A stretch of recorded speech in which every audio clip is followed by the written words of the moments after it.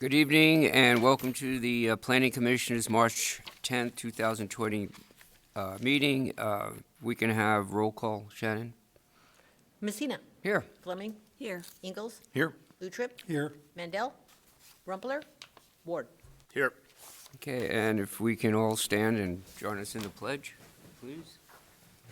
I pledge Allegiance to the flag of the United States of America and to the republic for which it stands, one nation, under God, indivisible, with liberty and justice for all.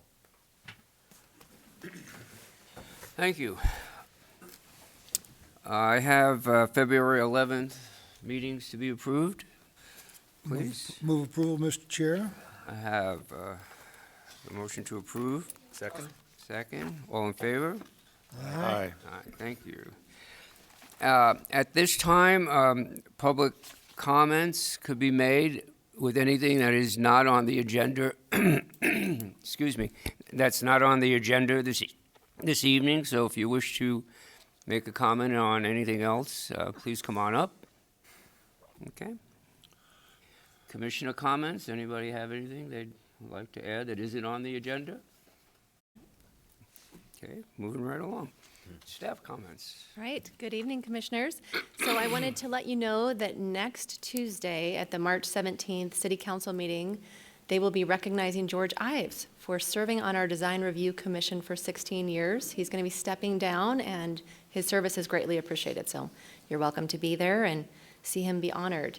For our April meeting, we have 4 items that'll be public hearings. So we'll have a zone change. There are 2 special use permit requests, and then 1 that's a combination of a planned unit development subdivision. We have been convening our infill and missing middle housing committee, and so Chairman Messina serves on that. It's the group that helped us last year with the accessory dwelling unit code, and so we've added to that group. There's a few new members, and our website is up to date. So on the planning department page, you can look at information on how that group is moving forward with trying to come up with some solutions for additional infill housing choices, including that missing middle housing. And then we wanted to thank you for your attendance and participation at that leadership briefing for the Envision Coeur d'Alene project a few weeks ago on February 26th. Sean is working on posting the meeting summaries so that all of the information that has been developed so far is available for public consumption. There is a survey right now. It's live through at least this week. On March 11th is the deadline for surveys if people want to be entered in for a gift card. And it's really important that we get input. Our comprehensive plan is a 20-year guide for how we grow as a city. It's also CDA 2030's vision and implementation plan. And so we really ask the public to take a few minutes to give us some input on what is the vision for the future, what are the guiding principles and the goals for how do we get there. And then lastly, wanted to remind you that next week we also have our focus group meetings, and the advisory committee are going to be meeting as part of that same Envision Coeur d'Alene project. So you all have information on that. We look forward to some great discussions to keep the project moving forward. And then also next week, we're working with the Economic Development Corporation, so CDA, EDC, and then Bridge Economic to convene meetings with business leaders. So that's also part of the project. That's all. Thank you. And I take it the Envision CDA committee updates, that was... Yes, so that would be next if there are any commission members that wanted to talk about that or provide updates. Okay. Do you gentlemen have any comments on the Envision or anything like that? I know I've attended a lot of the meetings. They're great. They're online. Sean's done a great job. There's a lot of information when you do get online. So, and I know we have a lot of meetings and the committees do, so it's helpful that it's online actually. So a general public who doesn't come to a meeting, they can get all the information that we talk about and see. So it's great that Sean's doing that. Really appreciate it. Thank you. Thank you. This time we're going to go into an administrative item. It's SP-2-19, a one-year extension request for 1940 Riverstone Drive from Parkwood Business Properties. Okay. Hi, Tammy. Good evening, Planning Commissioners. So this evening, we do have an administrative item, which is a request for an extension of the Planning Commission approval for item SP-219, which was the density increase for an R34 special use permit for multifamily apartment complex in the C-17 zoning district. And the location was 1940 Riverstone Drive within the Riverstone development for 2.4 acres.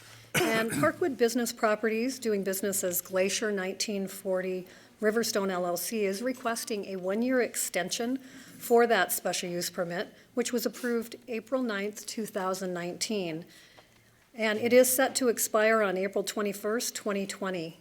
The developer has been actively researching material options, making additional design changes and engineering changes for the multifamily structure, and has asked that an extension be approved for that 1 year for the extension of the special use permit.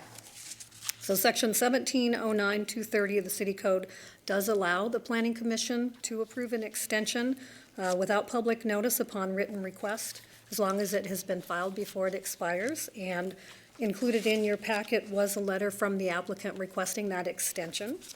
And on page 2 of that staff report, there are 4 conditions that were with the original request for the special use permit.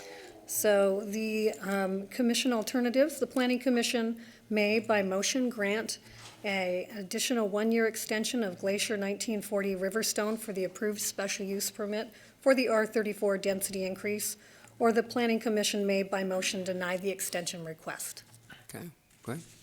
Any questions of Tammy for any reason? One quick one, Tammy. They have to merely break ground by that date? Is that correct? I can't actually, What does the date extension signify? To be starting the work in earnest, so So even if breaking they're doing, ground, yeah, a little bit, basically. yep. Okay. I think, if memory serves me right, I made the motion initially last year. So unless I hear an objection, I'd like to go ahead and make a motion to grant the additional 1-year extension of Glacier 1940 Riverstone for the approval, for the approved SUP for the R34 density increase. Great, thank you. Have a motion by Ward. There, Second. I have a second. All in favor? Aye. Okay, thank you, Tammy. all right, Appreciate thank it. you. At this time, we're going to open public hearings, and there are 3 public hearings, and there's probably 3 separate sheets. There's one for each hearing, and if you want to speak on those, please sign up and just fill out the forms. And if for some reason during one of the public hearings you didn't sign up and you changed your mind, you want to speak, just come on up before I close the public hearing. So at this time, we're doing 01-20C, proposed amendment to municipal code zoning ordinance. And Tammy, go right All ahead. right, thank you. So this evening, this is a request for proposed code amendments to the Design Review Procedures, Chapter 1709, Article 4, and Design Review Commission, Chapter 2.98. Staff is requesting a recommendation from the Planning Commission to the City Council for the proposed code amendments to Chapters 1709 and Design Review Procedures, Chapters 2.98, Design Review Commission. So the Design Review Commission procedures have been in need for an update for several years. The Planning Department, Administration, and Design Review Commission have discussed the DRC requirements, how it relates to projects within the city, and how the process could be improved and streamlined. So following the direction from City Council to better streamline the process, staff asked the Design Review Commission to participate in a survey providing feedback to staff with suggestions to help streamline the process and better serve the development community. Staff also held several workshops with the DRC and discussed the proposed amendments. And the Design Review Commission provided feedback through the survey, which assisted staff in developing an informal process to test out the procedural streamlining for several DRC items with the support from administration and legal. That streamlining has had positive results for staff, the development community, and the commission members. And based upon the successful feedback from developers and the commission, staff is bringing forward the proposed amendments, which we believe will formally expedite and simplify the process for all parties. So the purpose of the proposed DRC procedure amendments will do several things. First, it would remove the first meeting with the DRC and replace it with a meeting with staff and the applicant. It would also identify projects that should be reviewed administratively and provide clarification for developers for timeliness, for the required submittal items. By eliminating the preliminary meeting with the Design Review Commission, it saves time and money for the applicant, reduces staff time spent on additional commission meetings and staff reports, and makes better use of the commissioner's time. There are also some housekeeping items that are included in this amendment, which will address the code amendments to streamline the process for staff. And there are amendments to Chapter 2.98 for the Design Review Commission to remove standing alternates, clarify a quorum, specify the Design Review Commission meeting dates, and clarify public notices and comments for the proposed projects. So the decision point is to make a recommendation to the City Council to approve the proposed amendments to the code.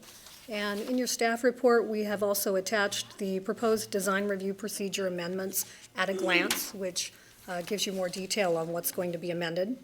The draft ordinance and the draft ordinance for that information.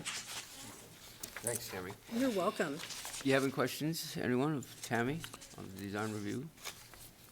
I would just make a comment if I could. You know, you earlier mentioned George Ives, and he's the chairman of the Design Review Commission. And, you know, he's done a great job on that commission, put a lot of effort into this. Staff has put a lot of effort into the streamlining and process improvement. I just say that, you know, I truly believe that, you know, with George's leadership and Tammy, your efforts and staff as well, other folks, Tom, yourself, and others that have sit on that commission, I truly believe that the city is a better city, you know, because of design review. You know, it doesn't apply everywhere. It applies in the Midtown and the East Mullen and the downtown, as well as, you know, anywhere in the city if the project is, over 50,000 square feet or whatever it is. And, you know, it's not an onerous process, you know, the criteria isn't super firm, and really it's not that onerous, but, you know, what I like about the process is it's very collaborative, and it just yields a better outcome. I've seen many times where, you know, the first iteration of what you see come to the table versus what gets built in the ground, the built in the ground version is always better, you know. So I think it serves a great purpose. And if there was any, say, complaint or shortcoming, it was that maybe it was a little bit wieldy, and maybe a little lengthier than it needs to be in terms of steps and whatnot. So for staff to, say, take the first cut at this thing and do a staff level review, throw it over the fence at the commission, and for one, maybe two meetings, I think shortens the process. If you're a builder, as you can relate to, time is important, you know, and if we can shorten that time, but still, you know, hit all the bases and whatnot, and I think we can. So I'm totally on board with this, and I applaud your work. I would have to also agree, I've been on that commission, I guess, as long as George, or when it all started, way back when, and Tammy, you've been there all that time as well, when we had meetings, and it was just meetings going on and on and on. So, yeah, I applaud the staff and Tammy, all your work you've done to make it so that the people who come in, they don't have to go through a lot of stuff, and especially I'm happy to see that, you know, staff is going to take some of these and just say okay, or you don't have to come to a design review meeting. So it's helped. I've seen over the years where the process has been streamlined, and we've gone from 3 meetings down to 2. So it's really worked. So thank you for your hard work. Thank you, guys. So, anyone else have a comment? If not, I'd look for a simple motion for approval. I would motion that we make the recommendation to the city council that they adopt and approve the opposed code amendments as written. Have a motion? I'll second. Have a second? All in favor? Aye. Aye. It Thank you. passes. Thank you. Okay, at this time, we're going to go to SP-1-20, Verizon Wireless, a proposed wireless communication facility special use permit in an R12 residential zone, and Mike is going to give us a presentation on that.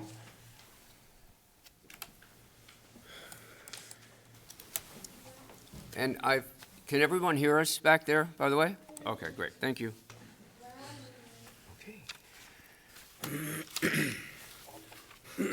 Good evening, Commissioners.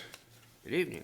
This is a public hearing for item SP-1-20, application by Verizon Wireless requesting a special use permit to allow a wireless communication facility, cell tower, in the R12 zoning district on property owned by the city. Property is located at 701 North 15th Street, also known as Person Field. Legal notice was published in the Coeur Press on February 22nd, 2020, and all other required notifications have been made. Property is located here, highlighted in red. Here's 15th Street, here's Sherman. Here's a close-up aerial photograph of the property, and here's the location of the cell tower. The cell tower is supposed to be located in this northwest corner of the property, adjacent to this building. Here's a bird's eye view of the property, indicating that the cell tower will be over in this area. This is 15th Street, this is 13th. Here's a site plan submitted by the applicant, indicating the cell tower location. Here's an elevation. The applicant is proposing to build a faux evergreen tree as the cell tower, 75 feet in height. Prior to the applicant making application for the special use permit, he approached the Parks Department to see if this was even feasible. They went through the Parks and Rec Commission. The director of the Parks Department is here if you have any specific questions about that process or the parks perspective. There are 3 findings that are required to be met in order for a special use permit to be made. There's also an additional one for wireless communication facilities that is the end of this special use part. First one is finding B8A, that the proposal is or is not in conformance with the comprehensive plan. The comprehensive plan indicates this in the historical heart district and in the stable established area. These areas are established neighborhoods and they're not likely to change over the planning period. This slide represents 3 comprehensive plan objectives as it relates to the special use request. The full list is on page 9 of your staff report. Objective 1.18, night sky. Minimize glare, obstructive light, and artificial sky glow by limiting outdoor lighting that is misdirected, excessive, or unnecessary. Objective 2.01, business image and diversity. And Objective 3.05, neighborhoods. Protect and preserve existing neighborhoods from incompatible land uses and developments. The applicant has submitted an existing coverage of the cell coverage and a proposed one. This is the existing one. The proposed tower is to be located here. The next slide indicates the coverage area, and you can see that in yellow there. The next finding is finding B8B. The design and planning of the site is or is not compatible with the location, setting, and existing uses on adjacent properties. The next slide are some site photos. This is a site photo looking east towards 15th Street. Looking south. This is looking west towards 13th. This is looking northwest towards the proposed location of the tower.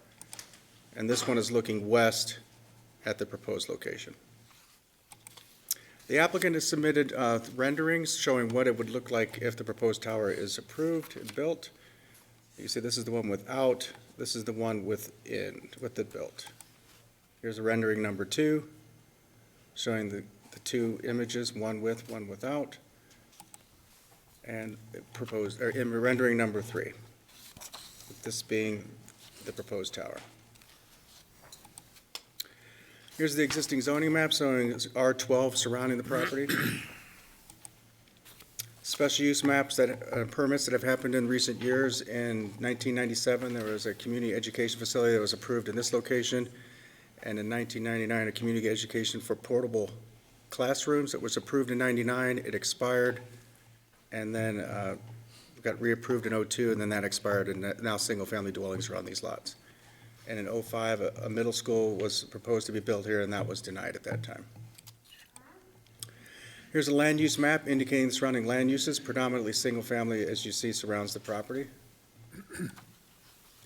Finding B8C, that the location, design, and size of the proposal are such that the development will or will not be adequately served by existing streets, public facilities, and services. This application has been routed through the city's departments, and each department has indicated there are adequate public facilities and public utilities available to serve the proposed request. The last finding is specific to wireless facilities, and the Planning Commission must consider and determine if the 12 factors for consideration in granting a special use permit for a cell tower have or have not been adequately met. The Planning Commission can also may waive or reduce the burden on the applicant of one or more of these criteria if the Commission concludes that the goals of this article are better served thereby. The full list of the 12 factors and the applicant's response are on page 17 and 19 of the staff report. There are no proposed conditions with this application, and the Planning Commission will need to consider this request to make appropriate findings to approve, deny, or deny without prejudice. And that concludes my presentation. Mike, I've got a quick question. Okay. In our packet, and it's not, there's no page number on the bottom, but it says, no existing towers or structures are located within the geographic area which meet the applicant's engineering requirements. No existing structure or towers were found in the area that meet the engineering requirements for Verizon Wireless. I understand in the area, and I'm sorry, I don't, if you want to find that. Is that on the wireless one? It's on the narrative for proposed stealth wireless communication facility. So there's no page. It's number in on the applicant's narrative. It's Item item number 8. 8. Yeah, I could Section respond C. briefly on the applicant. Section C. Section C.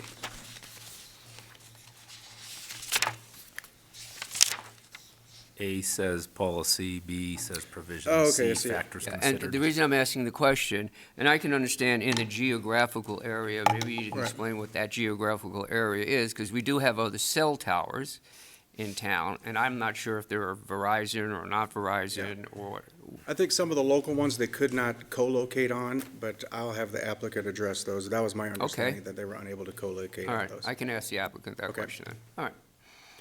Any questions of Mike at this point? Go ahead, Peter. Sure. Where else in the city do we have cell towers on residential property, near residential property? The one on East Mullen, That's residential? well, nearby, you said. And there's also one in the downtown on 4th Street, and I think that's nearby residential too. Okay. Then before council, a couple meetings ago, maybe even last year, there was an item before them about some type of extensions on power poles and so forth that would increase Small, the, small cell towers? No, yes. those street lights, were they on the street lights? I Whatever, believe? well, I want to see, what's comparability between that and this? That'd be a good question for the applicant. Question for them. Then the one by Michael Dees, that was the same company? Verizon? I'm not for sure on that, Okay. the ownership of And, that tower. They had power poles, light poles around the track there, the football field, many years ago. I think, it might have been even before John's time, I'm not sure. How high were those poles? That's probably good, probably 20 feet, but maybe the Parks Director may know that. Are there any cell towers located on any parks? currently? Not that I'm aware of. Very good. Okay.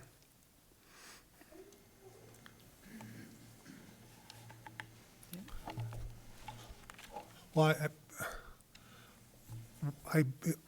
my question will be if it's the same company that relocated to, now it's, they call it Tubbs location, I guess, is it came before us at an earlier time, and they lost their lease on their old tower for some reason. And I'd be curious if we're aware of that and we have the same provisions in the agreement we're going to enter into with Verizon. I just so you're aware of it, it's a legal determination.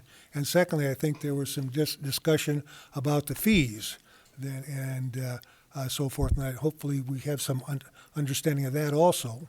Not proprietary information, but information that came out during the hearings, just so if we proceed like that, you don't need to respond. I just think that there's something in the record that covers both of those. Thank you. Hillary, you have something? I was just going to suggest, I think it might be helpful to have Bill Greenwood, if, I'm sure he can help speak to some of those questions that you had. Good evening, Commissioners. How are you? Fine. So what were your questions about the locations of those in parks? Was that one of your questions? My question was, Okay. I thought that we didn't have commercial activity in parks. Excuse me, just, Bill, I'm sure everyone knows you. Just introduce yourself and tell us what you do for the city so everybody else can So know. my name is Bill Greenwood. I'm the Park and Recreation Director. Thank you. Yep. Go ahead, Peter, sorry. So some of our lands are restricted by federal use, and so we build some of our parks with federal monies. And those monies restrict what we can and cannot do. In fact, we've had a couple of areas where not only Verizon, but others have come to us and asked about cell towers at some locations. The federal authority says we cannot have those at those locations. I even asked them how that works, and in fact, they can't even on federal lands have cell towers. They can't get a workaround to allow for those when there's a need. So, for example, there was one at Canfield Sports Complex that they wanted to put in. And we had an area of land that is next to a dumpster that is not part of public, really good use. It's next to a parking lot, next to a fence, and it really would have been a benefit to the parks in revenue, and it wouldn't impede the public's use of that space. But the federal authority said it's not allowed. This particular property we bought, as Councilman Edinger said, twice, and it has not been restricted by federal funds. So it's ours, and so therefore we can do that. That being said, we do have commercial activity on some locations in parks. So here we have some of that taking place. Those people pay a fee to be there, just like this cell tower would pay a fee to be there. And so being that we own the property and we don't have any federal restrictions, I thought it would be a good idea to allow for this, since it does not impede any public use at all, or any of our programming, or junior tackles programming. Thank you. Yep. Any other questions of Bill at this time? No? Okay, thanks, Bill, appreciate it. At this time, the applicant, who's representing Verizon. Good evening. Good evening. Good evening, if you just tell us. Rod Michaelis, and I'm an applicant. Do you swear to tell the truth, the whole truth, nothing but the truth, so help you God? I do. Okay, thank you. You bet. And I'm Rod sorry, what was your Michaelis. name again? Rod Michaelis, Okay, thank you, Rod. and I represent Verizon Wireless as an independent consultant. I've been in the business about 22 years now and represent Verizon and occasionally other companies as well. And during that time, I've seen a huge increase in services provided by Verizon, AT&T, T-Mobile, and others. And today, and also a great demand by customers for more service. Today, about 50% of the population in the United States has no landline anymore, just cell phone. And about over 80% of all 911 calls come in on cell phones. So, and as you know, Verizon Wireless is interested in placing a new facility in Pearson Field in order to serve a growing gap in service. So we all have cell phones that do amazing things. They're mobile devices, really, phones. My daughter has a phone. She rarely uses it for talking anymore. It's all about all kinds of other things, directions and her friends, and we make appointments with our doctors, we make dinner reservations, we make reservations to go here, there, and do whatever. It's all right there. That all takes bandwidth, and takes more facilities like this by Verizon and others. These facilities are expensive. They only build them when they need them because they want to provide the service that people expect now, and that is seamless service. So in this case, they're looking at a 75-foot monopine, but it's a stealth design with outdoor cabinets and then underground cabling between the tree and the cabinets. It would just all be underground. So there'd be no ice bridge above it. It'd be as clean, we made it as clean as possible. And the cabinets would be up against the building that's existing there. And there would be no backup generator as proposed. And actually no fencing because, and I'll get to this in a minute, but in my 22 years, I've seen these at other parks and other play fields, and invariably there's stuff thrown in there. And then it's like, well, I bet I can climb in. And so it's kind of like, let's just don't put a fence in there because these things are all in really tough cabinets. To be able to climb the tower, I think you have to be up 15 feet or better before the pegs start. And so we just think it's a better, cleaner project. So that is my quick intro. Feel free to stop me at any time. There we go. So the staff report was well-written, and I thought I would just work off of it, and so you're familiar with it. So I'm going to go to page 14 here. Probably the best thing to do is just go to the pictures. It's not real big up there, but can you see all right? I can try to make it bigger. Are those in the scale? The tower tree and the other trees, are those to scale? There's supposed to be.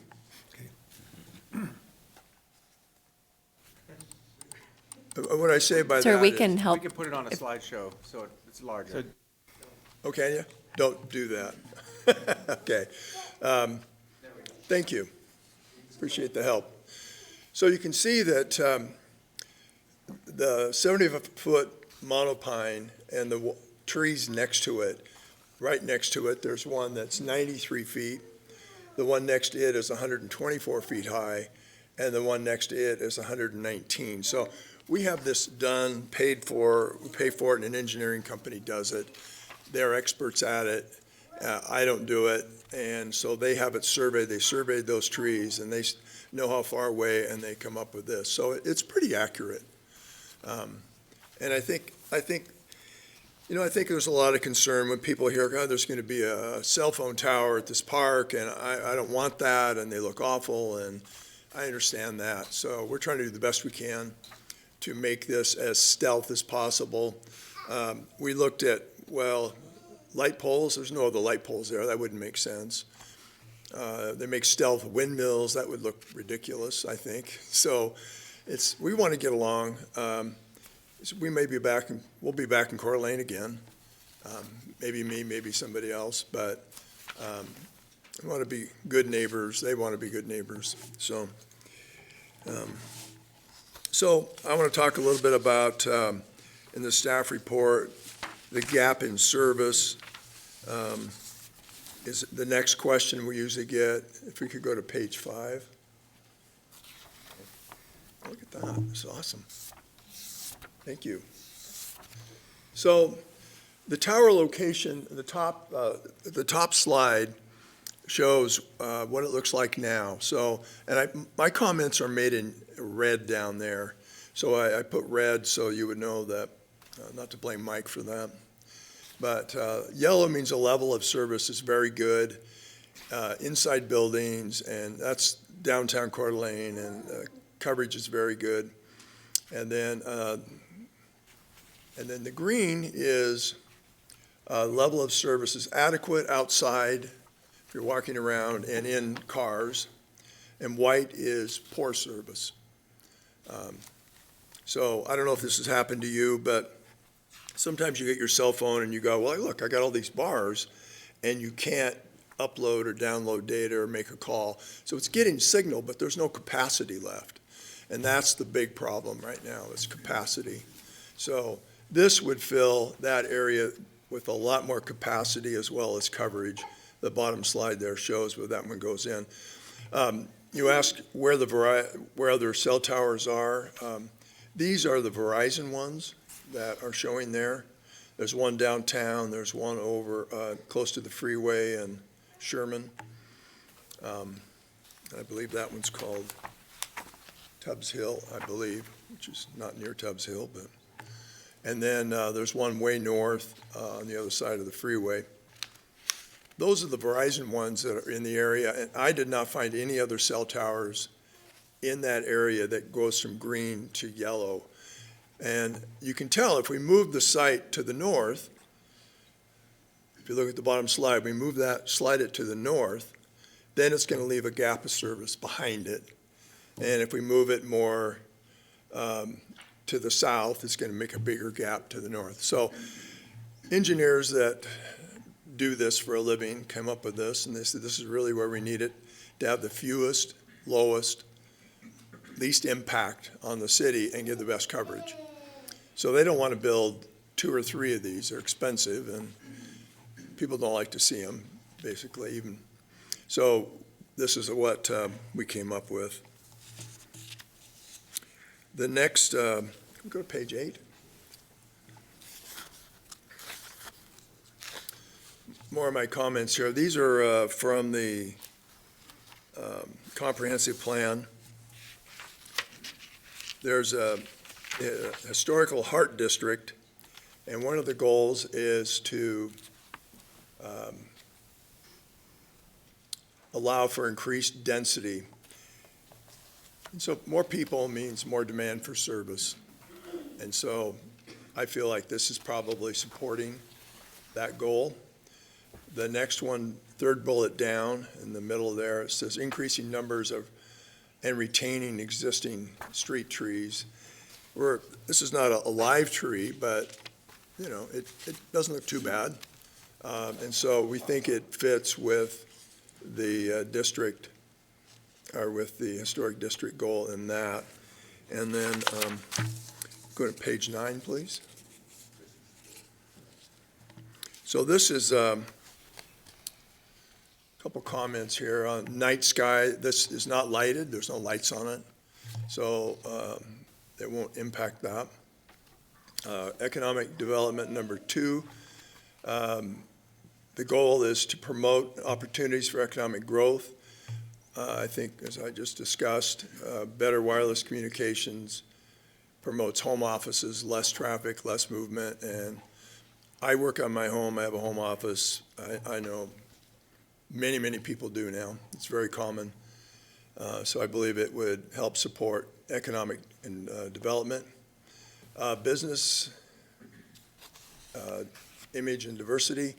Businesses want good service to reach their customers. I had some furnace work done. They called me on the way. It just seems like everything is done with a mobile phone now. And so I think it would really promote business, and business expects it to have good cell phone service as well. Cooperative partnerships is objective 2.06 down there in economic development. Again, it enhances business opportunities, service calls, 911. As I mentioned earlier, over 80% of 911 calls are now on cell phones and have been. Skype with your doctor, but that's getting to be a real thing right now. They don't really want you coming in the office if you have a respiratory issue. So I think that may become more and more important as time goes on.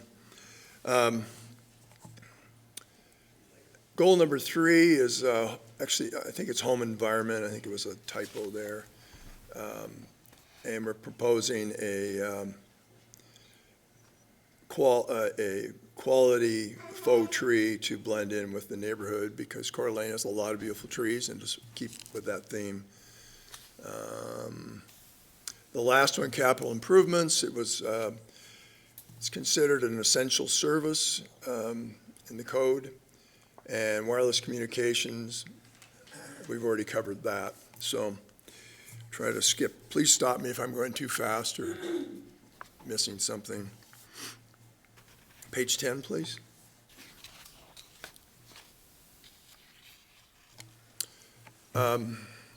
Is it compatible location, setting, existing uses on adjacent properties?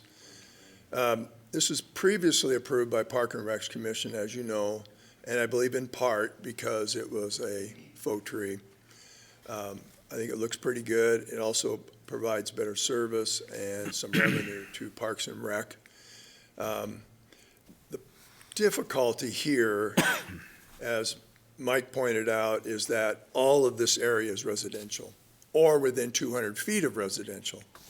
So there's really nowhere to move it and cover that area. We can't put it on a hill. That's not going to work away from that area. The best way to serve it is to be in the middle of where it needs to serve.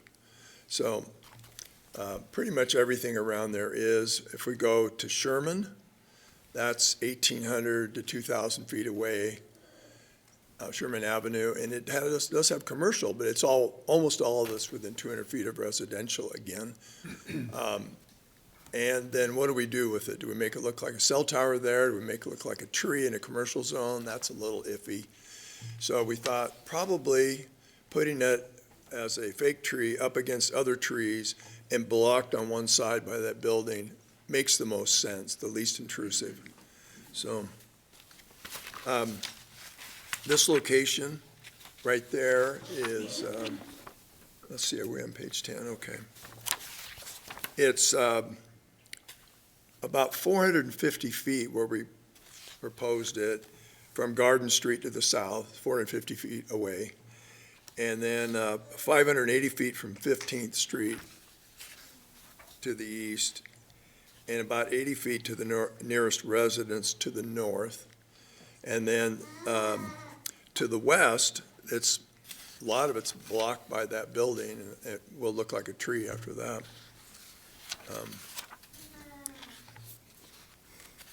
And then we've already looked at the photo sims, I think. The photos of the one down on East Sherman. Where's that coming I'm from? sorry, I couldn't even hear what you said. If you're gonna make some comments, just wait until I call you or sign up for the sign-up sheet, and your comments can certainly be heard when you come up to the podium after the applicant is done with his presentation. Thank you. Sorry, go ahead. It's all right. I'll make a note, thank you. Yeah, there is one on West Sherman like that, and I don't have a picture of it. Antennas are getting bigger, so the trees are getting a little bigger to cover them. I don't know what that one looks like right off. Page 16, please.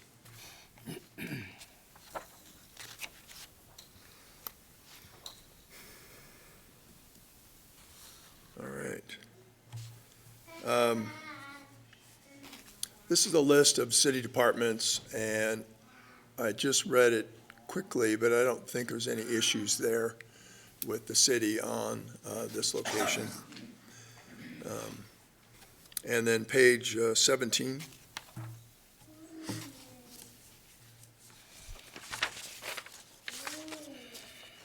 This is the wireless code, fairly new, over the city of Coeur d'Alene, and I wanted to address a few things on it.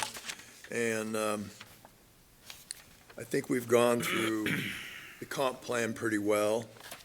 I think it supports the natural environment, economic development, and home environment, and administrative environment by this particular design.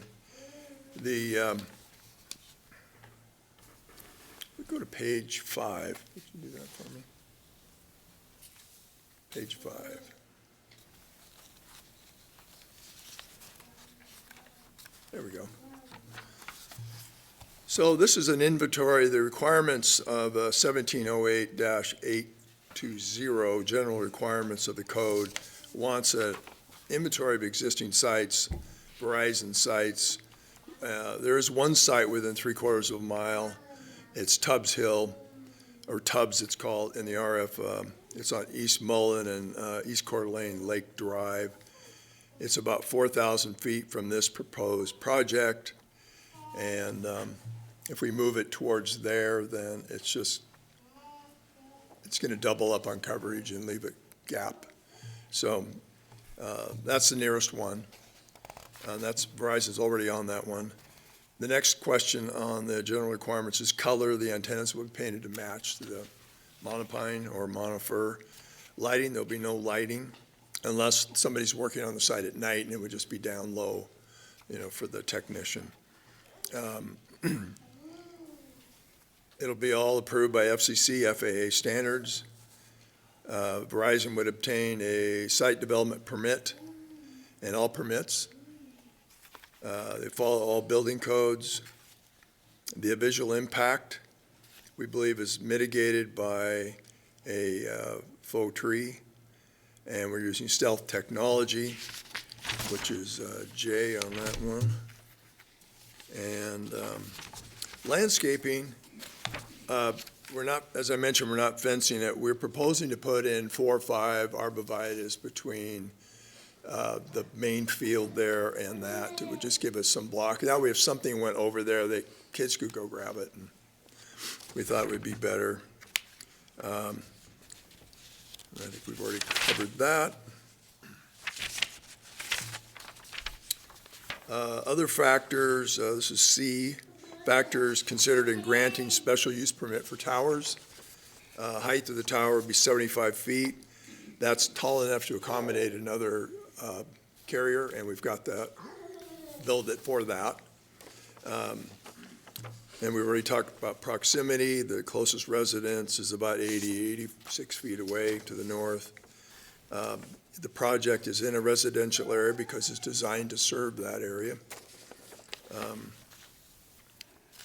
says nature of uses of adjacent nearby properties. I think we've talked about that. Everything is residential with the exception of the Lake City Playhouse to the south.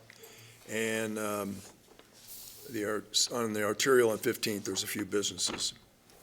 The topography is mostly flat. There's a lot of trees in the area. That's why we went with that design. Ingress would be right off of 13th.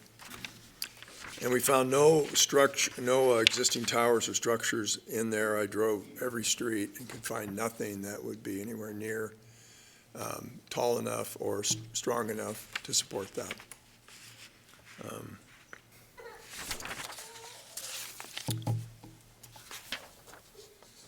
The other thing that's probably important to talk about is preferred tower locations. This is city-owned property, so the money does go back into the city, which is a nice thing. And it's in the report, but I'll just hit it briefly, that to the south, the nearest C-17 zone is, I said, roughly 1,900 feet to Sherman Avenue, and it's within 200 feet of a residential zone. To the west, we'd have to move it. We'd have to go about 3,300 feet to 4th Street to find commercial. To the east, I didn't see any commercial zone over there. There may be some spot zoning that is. I didn't see it. To the north, it'd have to be moved 4,400 feet. Those are just too far away to provide coverage down in that area. So, questions? We'll start down there, John. Oh, sorry. Go ahead. No, go ahead, I have a Peter. series. Go ahead. First, if I recall correctly, at one time there was some, I don't know if it was requirements, but something that we had to agree to with distance between cell towers. 2 miles?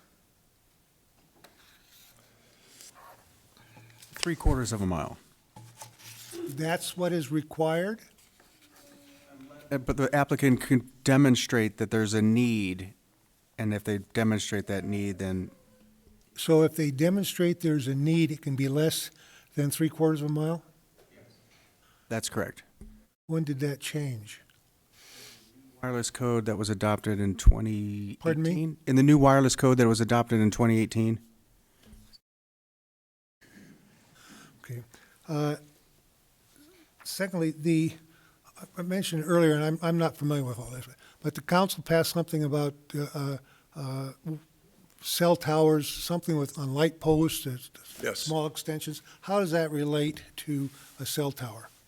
That's a really good question, and tonight I'm lucky enough to have Jason with me, who actually works for Verizon as an employee, and he knows more about that than I do. If you don't mind, I'll have him Well, come my up. question, what I'm getting to is why can't we have that instead of a cell tower? I can answer that. You want to try it? Yeah, I prefer to. I've been working Yeah, with the city. excuse me, if, one, we have a need cer- to speak into the mic, so I'm you can sorry. turn your back, we can't hear you. Yes, and if you have him come up, that's fine, I'll Is it swear okay? him in, and he can answer any questions All right. a commissioner might have. This is Jason at Verizon Wireless. Yeah, sure, Okay. yeah, Jason, come on. Just state your name and I'll swear you in. Yeah. Oh, Jason Verduzco. Do you swear to tell the truth, the whole truth, nothing but the truth, so help you God? I do. Go ahead, Jason. Yeah, so my name is Jason Verduzco. I work with Verizon Wireless. I'm actually the Community and Government Affairs Director for Idaho and Eastern Washington. And so I've actually been working with the City Council on the small cell agreement, and then health and radio frequency safety standards with the City Council as well. So I had sent over a letter and probably like 4 or 5 documents around radio frequency safety and health last week, and so hopefully you guys received that through Vernada, the city clerk. So, but I will, Commissioner, speak to your question around small cells. So, think of if we think of wireless as an information highway, right? Because it's not just for phone calls anymore; it's for data usage, it's for internet. The macro sites, which is this is a macro site. That's like the freeway. Okay, small cells, which are attached either to utility poles or city light poles, those are kind of like on and off ramps for data users. Okay, and so we need both and. So these macro towers are essentially the backbone to the wireless network, and small cells are additional. They're additional, like I said, on and off ramps for the network and for users. So you couldn't cover these areas with a series of those small ones? Not at this capacity. This area, we would have to probably, and don't quote me on this, but we'd have to look at take the engineers and have them look at it. It'd probably be a couple hundred small cells as opposed to one macro site. So, And the small cells are a foot or two high, attached to poles and so forth? yeah, so small cells, depending on the design that we use, the equipment, the specific area, for this area, if we're trying to cover, this is a much better solution for overall. We would probably still need small cells to fill in the gaps, but to get this type of coverage, that's why we still need macro towers. But you still could get coverage with the small ones. Yeah, you could. Now, do you have any data on how many calls you're losing, or however you identify, you're losing with the current lack of a main tower? Yeah, we do keep that data. I don't personally have that on me tonight,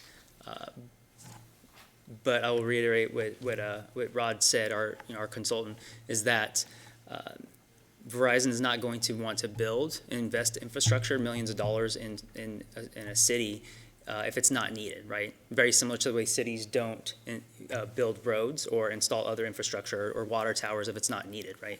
So, I may be using an inappropriate comparison. Okay. But I'll do it anyway. okay, Sometimes it's nice to get a second opinion from a qualified, certified individual as far as adequate coverage, adequate droppage, and so forth. I see a colored map there, and you say it's not adequate, and I guess you're right. But if there's my sense is that there's concern about this cell tower being big, and maybe a series of small ones would be helpful, and maybe there's another way to address it. What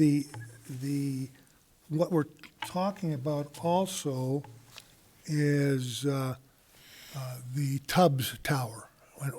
I assume you're familiar with that? I'm not familiar with that tower. Okay, I'll hold my question to, so getting back to the small poles antennas, you would have to have a lot more of them, Correct. but they're not intrusive to speak of? They're a couple feet high? They are, depending on the design, can range anywhere from 4 feet to 8 feet tall on top of the pole. And this is what our council approved a while back. Correct. Yeah, so they approved the small cell agreement that's placed in the rights of way. Okay. Yeah. okay. So, That's all the questions I have for Okay. you right now. Thank you. I have a quick question. I'm on Yes. health and safety, so Yeah. I don't think we have that letter. Do we have that letter in this? I've been digging I through. don't know, I'm not sure if that went to you. It was directed to city council. yeah, but- it Can was you just- capsulize with us really Yeah. quick? When we're Yeah, at it- 700 megahertz and people have concern over what that does to the radio waves and their bodies and their ab- minds and their brains, because we're Absolutely. electrical up here. Yeah. So, can you give us a snapshot of what that letter Yeah. said? Yeah, absolutely. So, and I can have the city clerk forward it to you so that we have it as well, just for, It helps. yeah, it does Because help. Yeah, the yeah. public So- is very concerned about that. So, I will say this, so I'll start with this, I'm not an RF engineer, radio frequency engineer, so, but I can at least speak to the findings that we have. So, but in 2013, there was a notice of inquiry opened, to the FCC, so the, Federal Communications Commission, so requesting that wireless carrier spectrums be re-reviewed. Okay, so it's been a while since we had that. So in late 2019, the FCC upheld the safety standards, and so which Verizon and every carrier has to abide by and adhere to. So they set the safety limits, and I will say for all of Verizon's macros and small cells, we have to adhere to the safety limits. And so when they set those safety limits, we actually come in at fractions of percentages, so that way we're not even getting close to that, because public safety is a top priority for us. Okay. Okay, and so with part of that letter, I did submit, I think 4 or 5 different documents that are third party that are not a part of Verizon's company, and so that way it shows, so that there's a company called CTIA, so they do a lot of the wireless research, and they work in the wireless industry and work with the professionals and the PhDs that review all of this information. So I've submitted that along with a few other documents that speak to the specifics of RF safety or radio frequency safety. Okay, So, thank you. John, you had some questions? Well, I just wanted to ask again, I think Mr. Michaelis mentioned some statistic about some percentage of cell phone calls that go to 911. What was that percentage? I think it was 80%, yeah. How much? 80%. 80%. And that's probably on the lower side. I think it's higher now, so. And 50% of us don't have landlines. I don't have a landline. Neither do I. 50 now, I think. So, as you work this search, there may be a site up at Jordan's store. It's in the package, a little grocery store, and this Taj grocery store. And you look at Persons Field, you guys are kind of bouncing around. It seems to me, there's a real community need. If 90% of the calls that go to 911 are going by cell phone, I think a lot of us have our cell phones.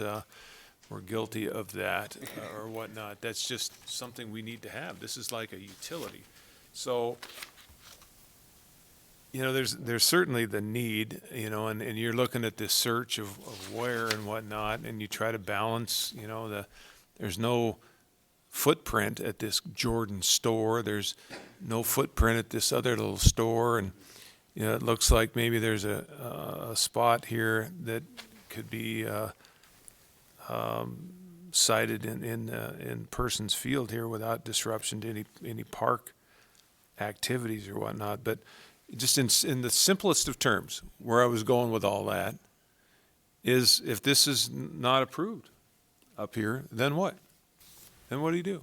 What's the impact in simple terms? Well, I will say this, and you touched on this already, Commissioner. that this project is driven by the residents. It's driven by the customers, right? So Verizon is best in class network. We continue to lead in all the metrics regarding all things wireless. So we would not be building this site if it wasn't necessary. Now, I understand that. So wireless 20 years ago is different than it is today. Wireless 10 years ago is different than it is today. More and more people are data driven.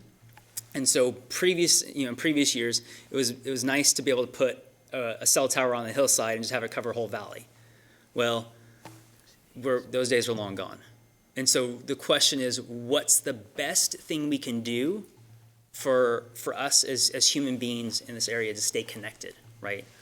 And that's what's driving this. It's not Verizon or any carrier by that means wants to just go in and put all these towers in. That's not the reality. The reality is to how we best serve our customers, and public safety is a big thing right now. Most of our public safety officers are on wireless networks, and a lot of them are Verizon because Verizon has the best coverage in these areas, right?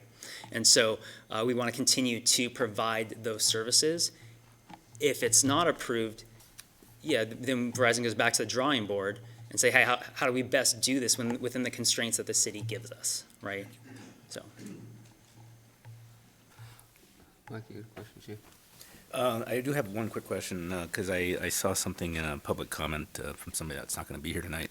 They had a question about maintenance, and so do I. So could you perhaps explain what a maintenance schedule might look like? I'm gonna defer to Ms. McCandless here. I'm basically interested in impact on local residents.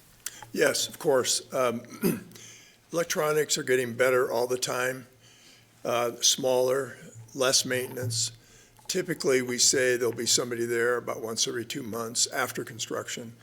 They like to go in the daytime for a lot of reasons. It's safer, it's easier to see things, easier to get around. If it goes down at night, there's a good chance somebody will be out there at night to try to fix it, if possible.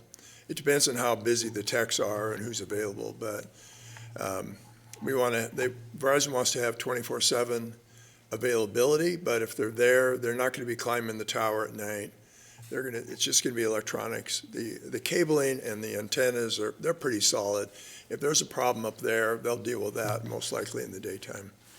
If it's a really key site like downtown Coeur d'Alene, they may go and deal with it then, but most likely not in a residential area. Nobody wants to climb a tower in the dark.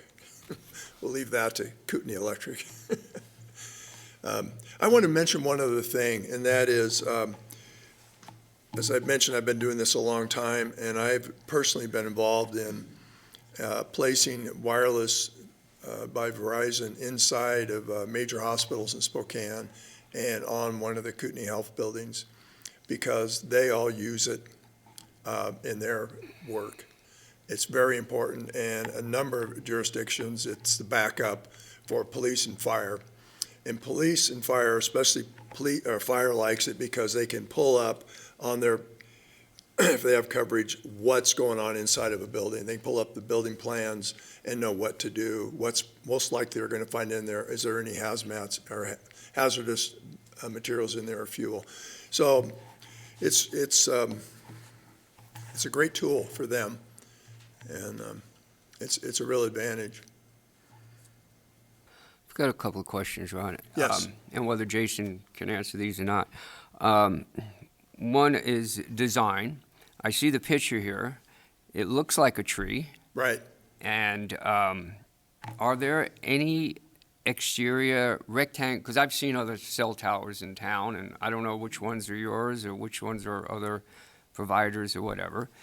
To me, the picture looks like a tree completely. Right. Is it a complete tree, or are there some rectangle panels on the outside of it? What does it actually look like? And I wish there was a bigger picture of it so we can. You raise a really good question. Address that. Other questions I have are some of the comments that we got from some of the public are, will this tower be used by other providers later on down the road? I understand the benefit to 911 calls and things like that, but is it what's the, one comment was, what's the benefit for the immediate neighborhood that this is being put in? Is it going to interfere with what's there already? So there's a lot of those types of questions, besides just it looking like whatever it's going to look like, which I can't tell except for this little picture. So if you can address the question of design, what's it going to look like outside the limbs of the tree itself? Or is there anything outside those limbs? Thank you.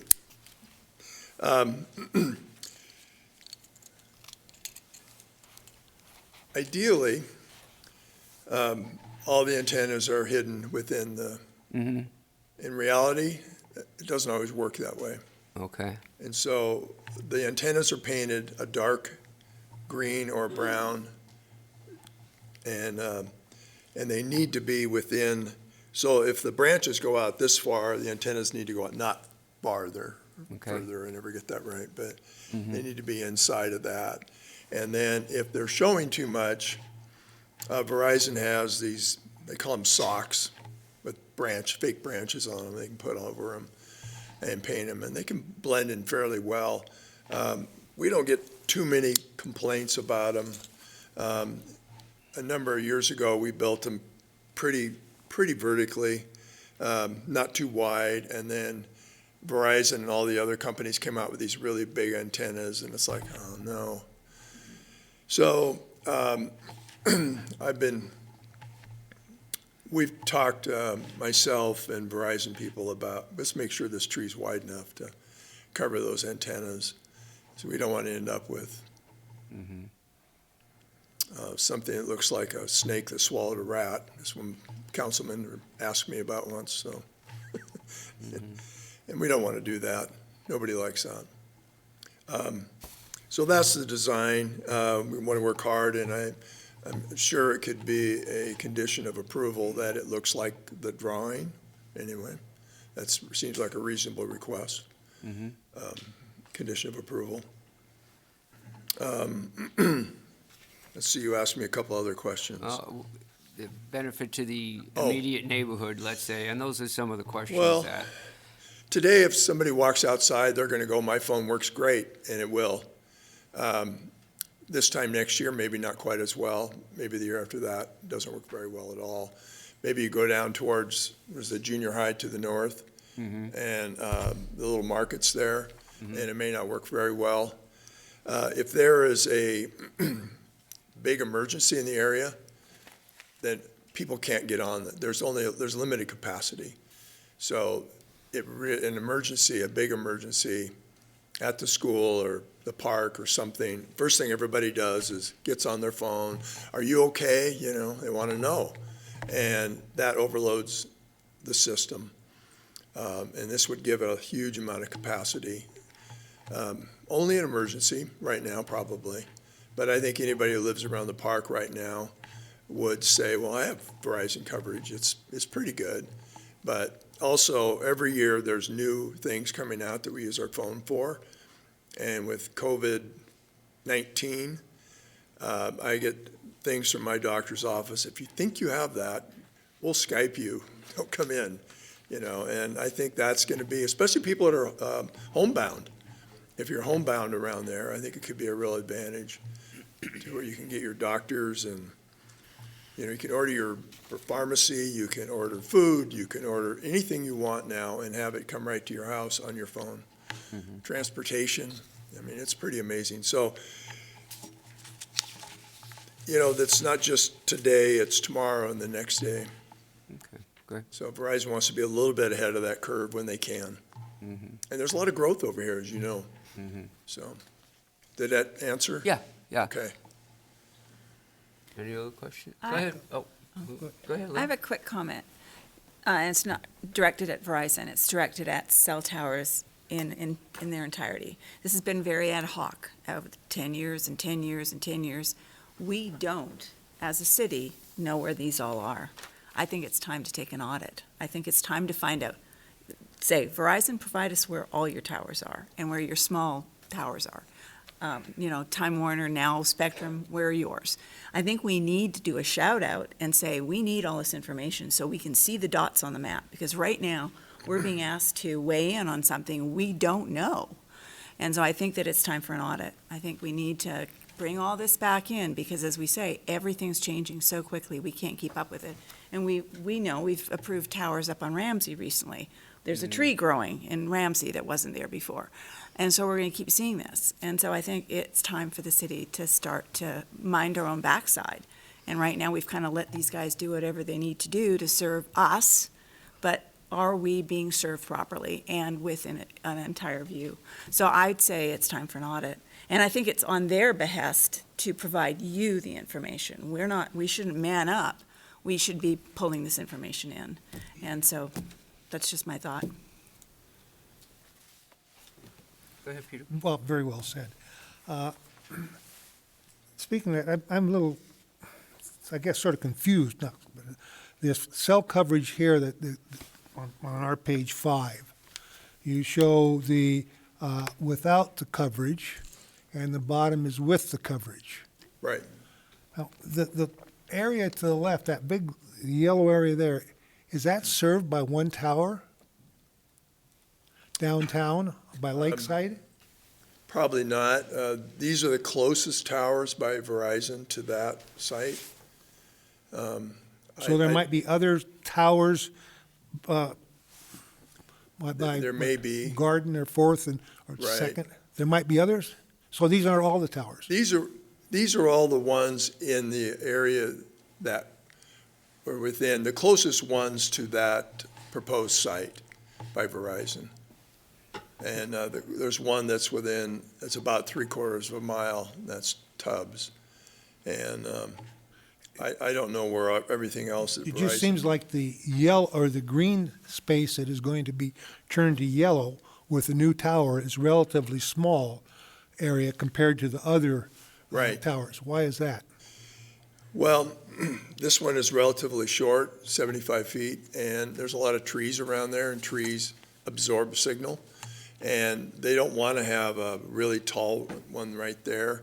They don't need it for one thing, but, Why don't you know, they need it? it's a more limited area because it's capacity issues now, more than just coverage. This one with the big yellow there may be one, well, there's those highways there, right? So that's I-90 and then what is that, 195? Is that what we're looking at? So do you get better coverage on highway? Well, and Verizon's got some sites that specifically cover those highways, and that's probably why it shows there, and I don't know where those are, so I'm sorry to say. Then the other, Mr. Messina asked what it would look like. So your Tubbs Hills, or your Tubbs site, Right. is that what it would look like? I don't have I've seen it, I don't have a visual of it in my head right now, but similar to that, there'll be trees. There's one near the gun range in Post Falls. No, I'm talking about the Tubbs site. Weren't you with us when, didn't you make the presentation when it was relocated from maybe 200 feet away to the Michael D's? That would not have been me, but, Oh, it wouldn't, okay. yeah. So we can't, those of us that go and have fine dining and look at that tree cannot transfer that to Pearson's Field? I'm not sure what you're driving at. It would be, Tubbs Hill is a monopine or fir, right? Hell, I don't know. That's why I'm asking. Just You know?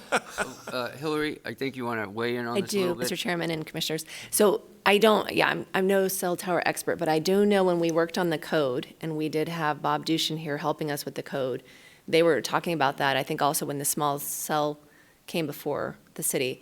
The one by Michael D's is old technology for the monopine.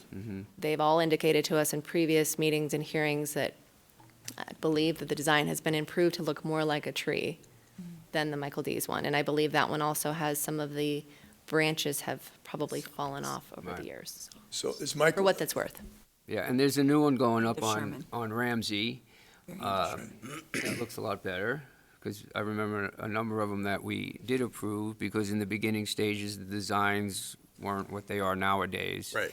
And that was my biggest concern, is more design, how they look and stuff, and coverage. So from your visual inspection, the trees are improving, is the, The cell towers are cell improving, yes, towers. over the years. You know, as far as visual, you can certainly tell there's still cell towers, but, you know, especially if they're by themselves and they're not surrounded by anything else. I'm just thinking relative to Michael D's. or Oh, yeah. Tubbs, relative to Tubbs, this will. Yes. And if I just may insert here why my question came to Mr. Greenwood is primarily by the what the name is of the tower by Michael D's. As soon as it said Tubbs, my mind, expanded quite a bit. Okay. I have no more questions, Mr. Chairman. All right. Any other questions? If not, we'll start some public testimony on this. And I'm sure you'll have some time to come back later to answer some of the questions that might come up. Thank you. You're welcome. Thank you. I have Sam Mann, and he does wish to speak.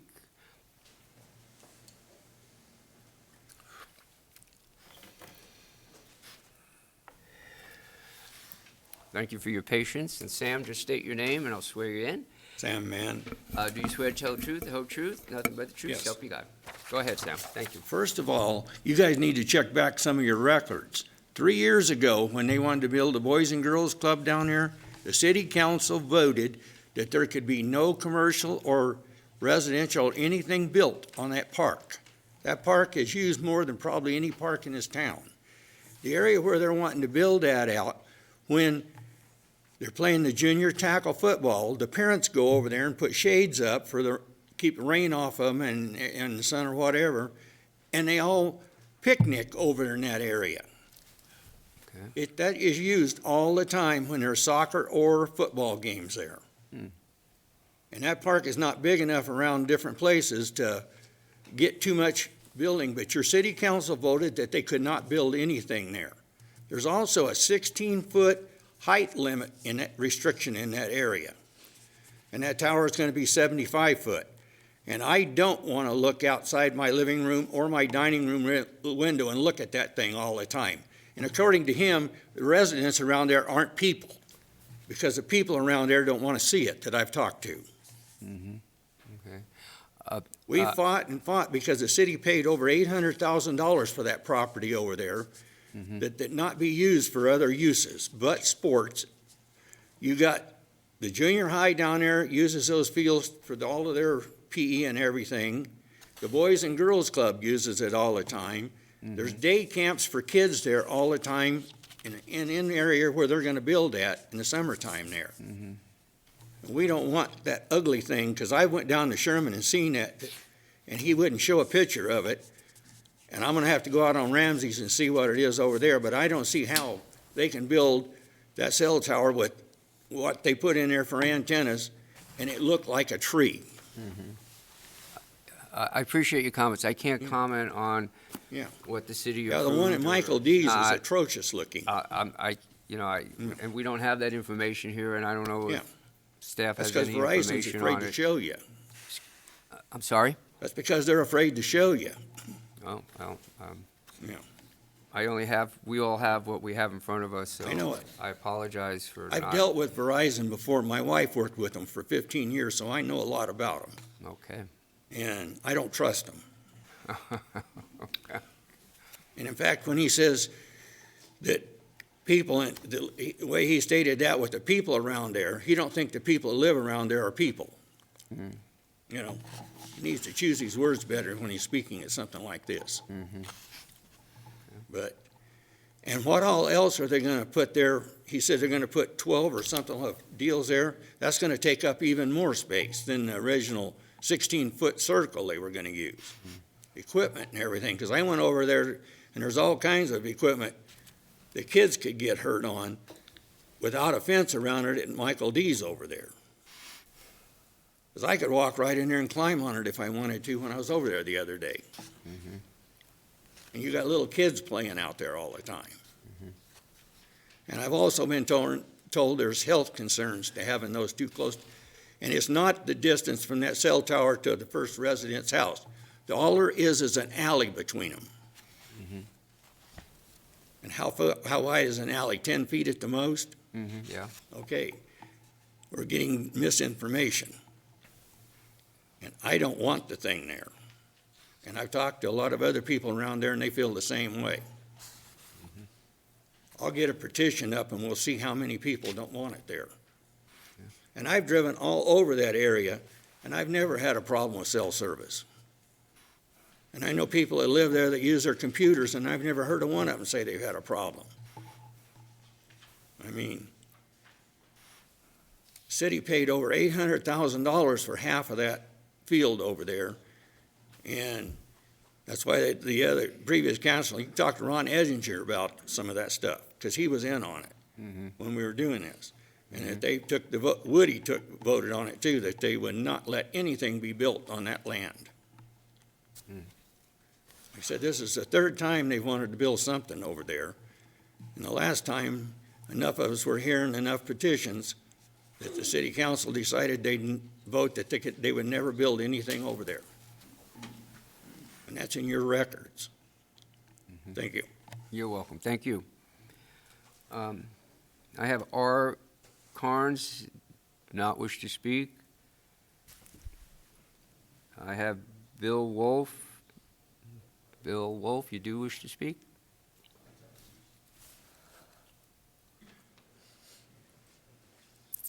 Just state your name, Bill, and I'll swear you. I'm Bill Wolf. Do you swear to tell the truth, whole truth, nothing but the truth, so help you God? I do. Go ahead, Bill. And this hopefully won't be as bad as it looks with all this paper here. Can get through it quick.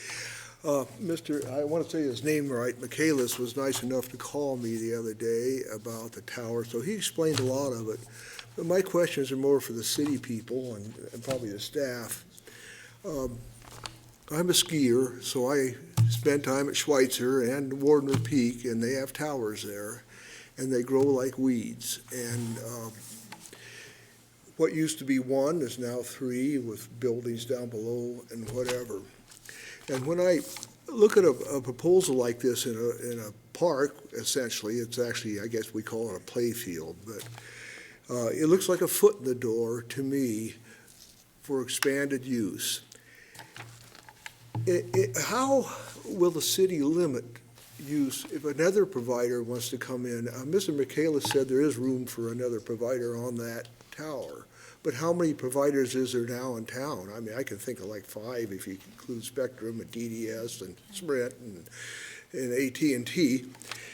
And my experience, I've worked a little bit with radio equipment and towers, not cell phones, but everybody wants to be on top. They want their own, they get the best coverage there. They're probably going to want their own tower. How does the city limit that? If I could ask that question. Is this staff? Yeah. Yeah, we limit it through the special use process. They'd make Excuse an me, I can't hear application. you. They would make an application, and they would have to, it'd be a special use process, and they'd have to meet the requirements and come through this board to get approval. Okay, and how long is this special use permit for that Verizon is seeking? It's good for 1 year, then it'll expire. Did it expire? Okay, so if Once they start construction, then it okay, I uses mean, do start. you really think that you could limit it in a year if they came back and said, we want to continue this? Is the city willing to say, we're not going to allow the use anymore? The special use permit just allows the construction of the facility. There's a lease that would be allowing it to go So on. the to go lease on. would be multi-year, I Right, assume. correct. Do you think if AT&T wanted to put a tower up, that the city could stop them from doing it? Do you think if they wanted to put a tower up, they might go to court because we allowed Verizon to do it? Talking specifically on city property or anywhere in the I'm city? talking about the side at Person Anywhere in Field. the city. Person Field, I think Bill would be a good one to talk about parks Oh, property. Okay. Yeah.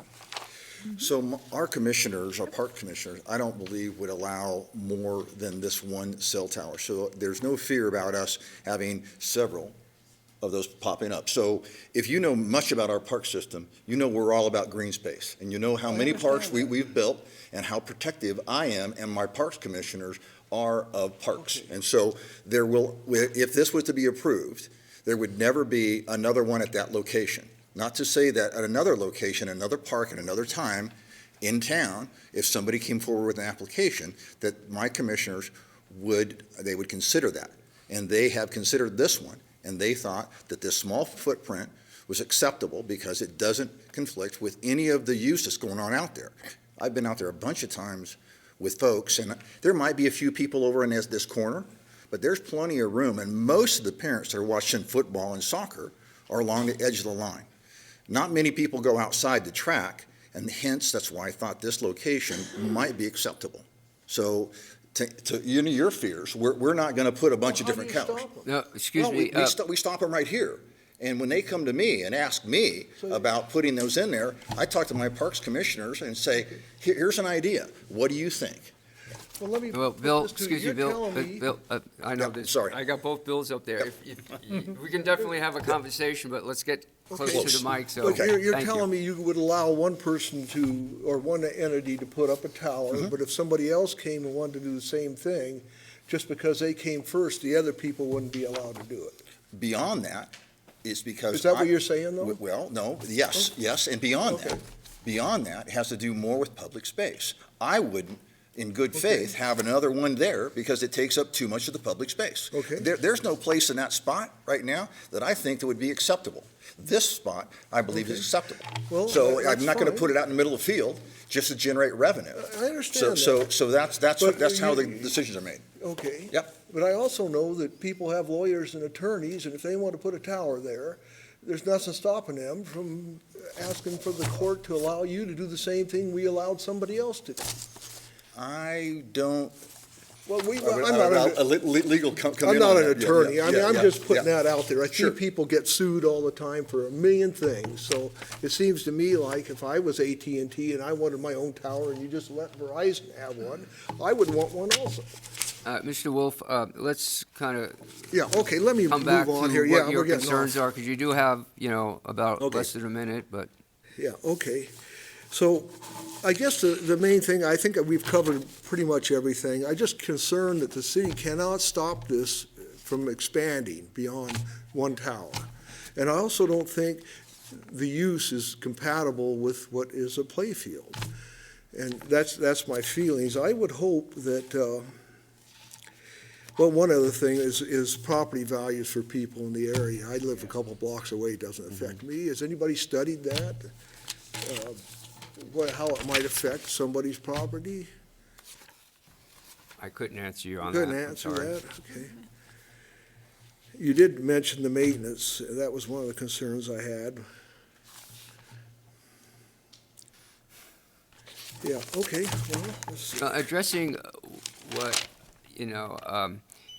another park, a city park, again, if someone wants to put another cell tower on a city park, they have to go through the same process. I understand that. So, and it has to go in front of the Park and Rec Commission, and they have to forward it on to us. So there's definitely a system to it, and Okay. I'd have to kind of side with the Parks and Recs director and saying that we protect our parks, and And this is an unusual first time ever for me, as long as I've been on this panel commission, to hear something like this, and it'll be interesting to see where this goes. So I do appreciate your Well, I comments. appreciate that the Parks Director would, wants to protect parks, that we all do. Mhm. But I think when you open the door to something like this, it's harder to close it later.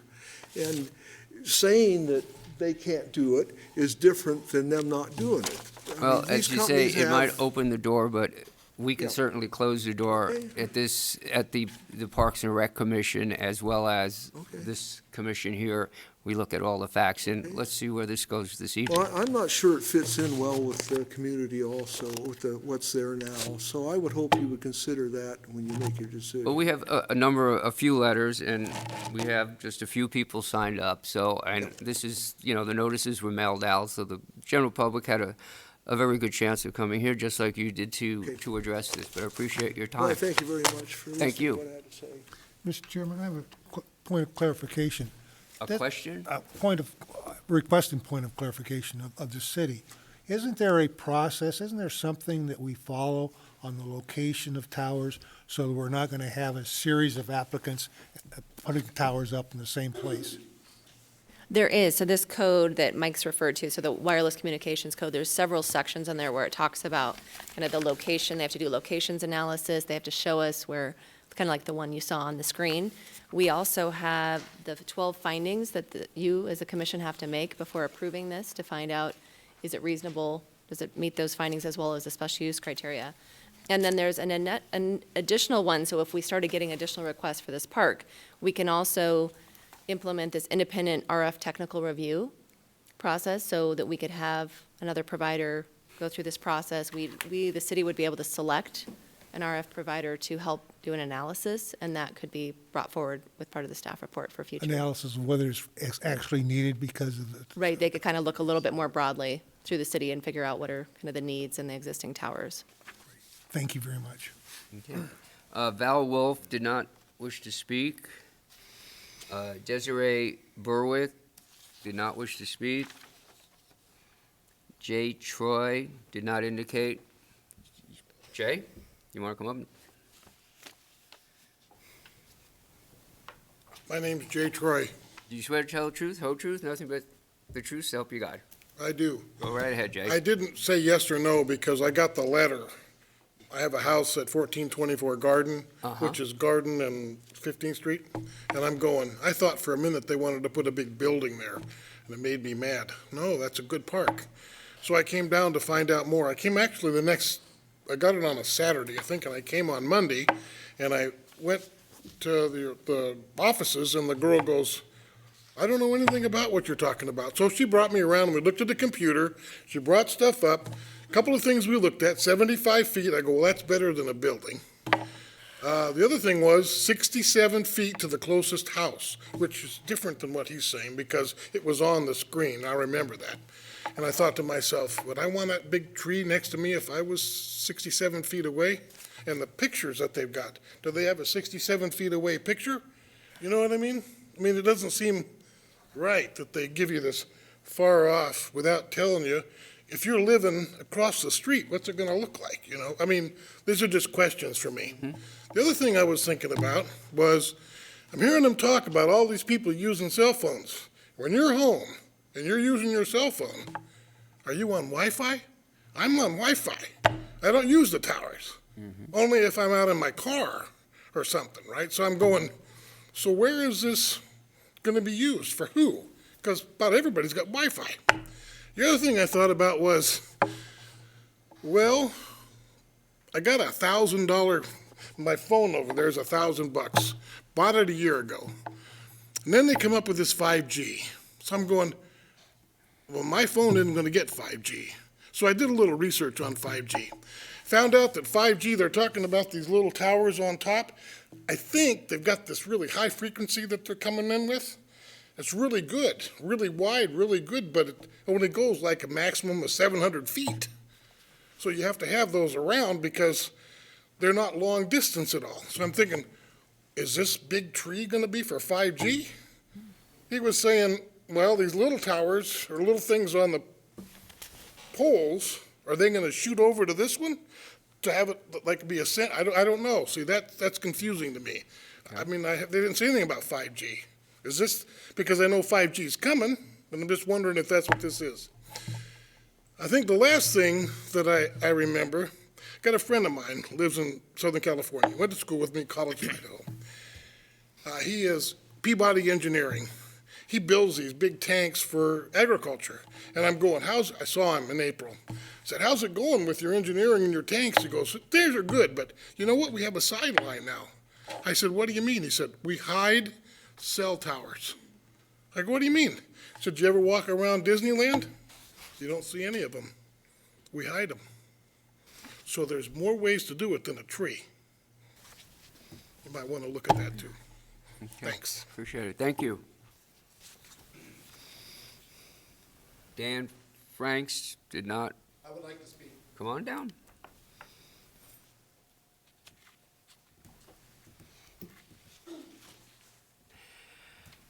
Just tell us your name and I'll swear you in. My name is Daniel Franks. Do you swear to tell the truth, the whole truth, nothing but the truth? So Yes, be I it. do. Okay, Dan, go ahead.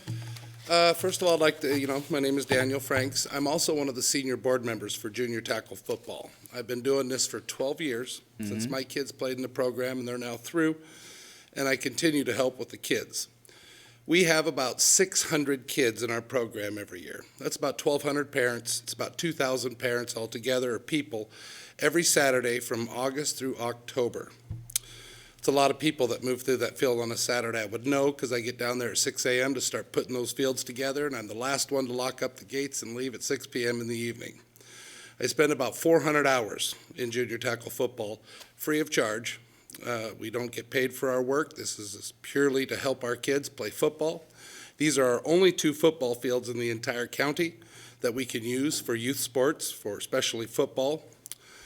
I know those fields personally. I paint them, I work on them. I used to move the sprinklers around till Bill Greenwood got the sprinkler systems put in down there, thank goodness. I'd also like to thank Bill for all of his hard work. He does a great job working with junior tackle football, and we appreciate his hard work, and I'm glad he's here today. But that being said, if you want to put the picture up, or you can see it right there, that building just to the left of that dot where the cell tower is our field house that we had to come up with our own money to build. That the the city basically owns the structure, but we had to pay for it, and it's ours under exclusive use agreement. Spent about $40,000 building that thing with our own funds. We don't fundraise, we don't bother people. People don't hide their wallets when they see us coming. That being said, I spend a lot of time down there, and so do the children. And these are young children. Their ages are about 8 to about 14 years of age. They have young developing brains. Now, I don't know what the radiation or the radio signals coming from those towers do. Probably insignificant to adults, but maybe with children, just like children can't have certain medications and alcohol. I'm afraid that's, without good proof, that there might be a danger to the children to some degree. I also don't like the location because it's right outside our door. And if you see the picture where you actually show the west or east side of the building, you can see the door right there. That's our main entry. It's also, that little area is a staging area for a lot of the children when we have equipment handout and other issues where we got to meet with teams exclusively as a board. And that little triangular section is quite busy throughout the use of junior tackle football. I've spoken with the other board members. Bob Fitz, our president, could not be here tonight. He's out of town. But we are pretty much in agreement that we do not want the towers down at the field. We also have emailers. If we needed to get a show of force, we'd be happy to email all our constituents and have them come and meet in person. Hopefully this isn't the final meeting on this. And also being very familiar with the fields, and I wouldn't be surprised if I spend more time down at that field than anyone else in this room, literally. And the only viable place, if there's no other alternative, would be, in my opinion, would be the northeast corner of the field. It's a dead zone. It's beyond the end zone of our east field, and it would be in the corner, and teams don't prep in that corner. It's kind of a dead space. So if there's no other alternative, and it has to go in there, in my opinion and the board's opinion, that would be the only viable space. We would not want the tower right outside our door and right above our heads, where we're spending significant amounts of time. As you can see, the door is right there. Now, we open the main door, but we don't always keep that main door open because we don't want people and parents wandering in and out. We have about $100,000 worth of equipment in that shed, and we really don't like people wandering in and out of there. So the side door there, that east door, is used quite frequently. And that's pretty much the opinion of junior tackle football. And just to answer your question, further meetings on this tonight, we'll either make a yes or a no vote on it, and then I just found out about it today. Now, I don't read the paper a lot, and I apologize for being out of the loop. I actually got a phone call at my business. I'm a longtime business person here in town. Operate a business that's been in business for 39 years here in Coeur d'Alene, so we're a part of the community. Right. And I got a call right in the middle of lunch, and basically from one of the concerned Mrs. Barnes, who, am I out of time? It's all right, go ahead. You got a minute. Mrs. Barnes, who lives right next to the fields, is probably one of the neighbors of one of these people in the room. She called me in concern and asked if junior tackle was going to make their presence felt tonight. I quickly called around to the other board members. I'm the only one here, so here I am. And I appreciate anyway, you being here, and I appreciate you got a call, because we do a mailing, and, it's so many, feet away from where the application field is in this particular area. So if you don't live in that area, you probably wouldn't have got a notice. But I appreciate you being here, and I'm familiar with the field, like I'm sure all of us are, and I appreciate your input. we have a great relationship with the city, and I'd like to thank all of you guys for your time. Thank you for your time. Appreciate it. Megan Marvel did not wish to speak. Kelly Stetchenberger, I apologize if I pronounced your name wrong, but you do wish to speak? I'm sorry. Come on. I'm sorry. Just state your name and I'll swear you in. Kelly Stutzelberger. Close. Do you swear to tell the truth, the whole truth, nothing but the truth, so help you God? I do. Thank you for your patience, and go right ahead. You are so welcome. That was a long one. Okay, so this is my first time actually speaking at one of these meetings, and I've been to a couple. I just never had the guts to do it, and honestly, I still don't, but I'm making myself do this. Dan is one of my friends, and I also help with the junior tackle. I am a football coach, or the team mom, and this year I'm going to be starting as an assistant coach on my son's football team. I've been going to that field for as long as I can remember, even growing up, as I have been raised here since I was 5. I used that field. I learned a lot of things on that field, and went to Lakes Middle School. I live right down on 15th Street, so I know that field very well.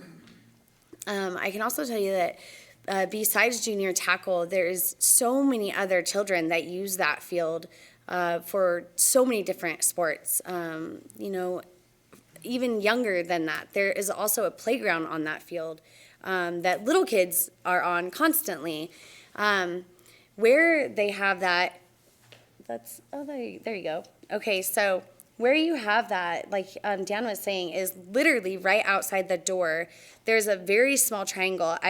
The fact that the one picture kind of showed how small that area actually is that they're trying to put that. It's a very small location. And there's multiple children that do different training right there in the summertime. And that's kind of an area that actually has a little bit of shade too. So when it's hot outside, like the kids like to go over there. And there's also, I'm sure it's still there. There's the water right there. So that would be interrupting like completely their time there football wise, what we do, and I can't speak for all the other, kids that come there to practice whatever they are practicing for.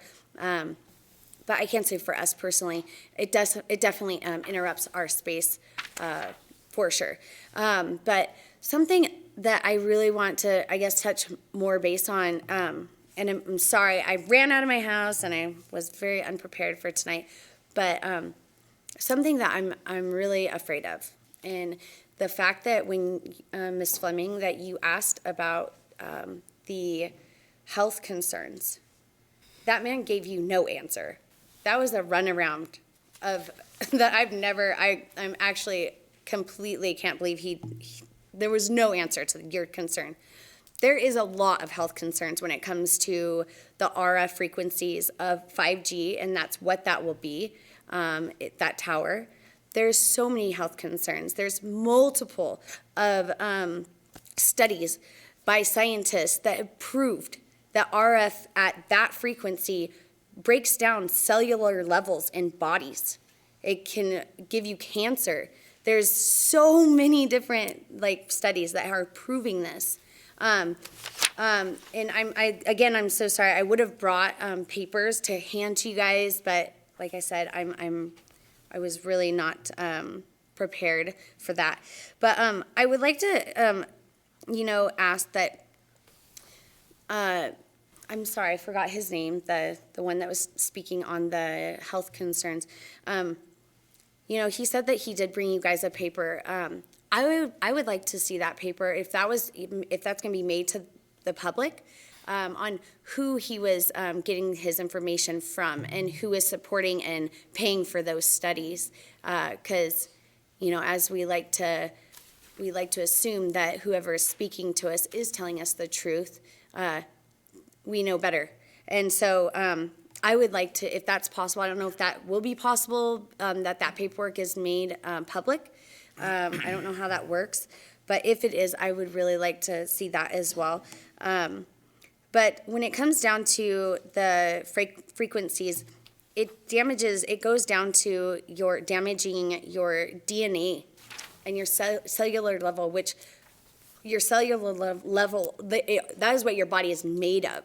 It breaks it down. I don't know about you guys, but when I think about something like that being literally right above my children's head as they're playing and they're trying to grow in an activity as a youth, it really does not sit well with me. It concerns me greatly that, the fact that it's not just my children.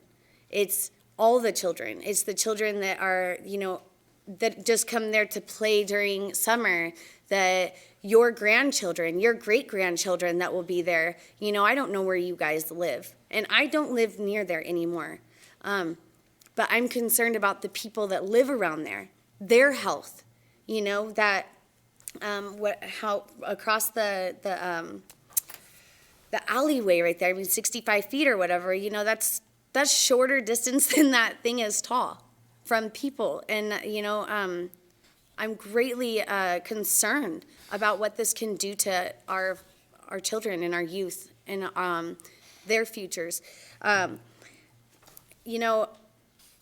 not a scientist, nor do I know. I haven't studied radio frequencies, but I have looked a lot of this stuff up because this has been concerning me for a very long time. When I found out this was coming to Coeur d'Alene months and months and months ago, I would just really like you to take into consideration that there isn't a lot known about that other than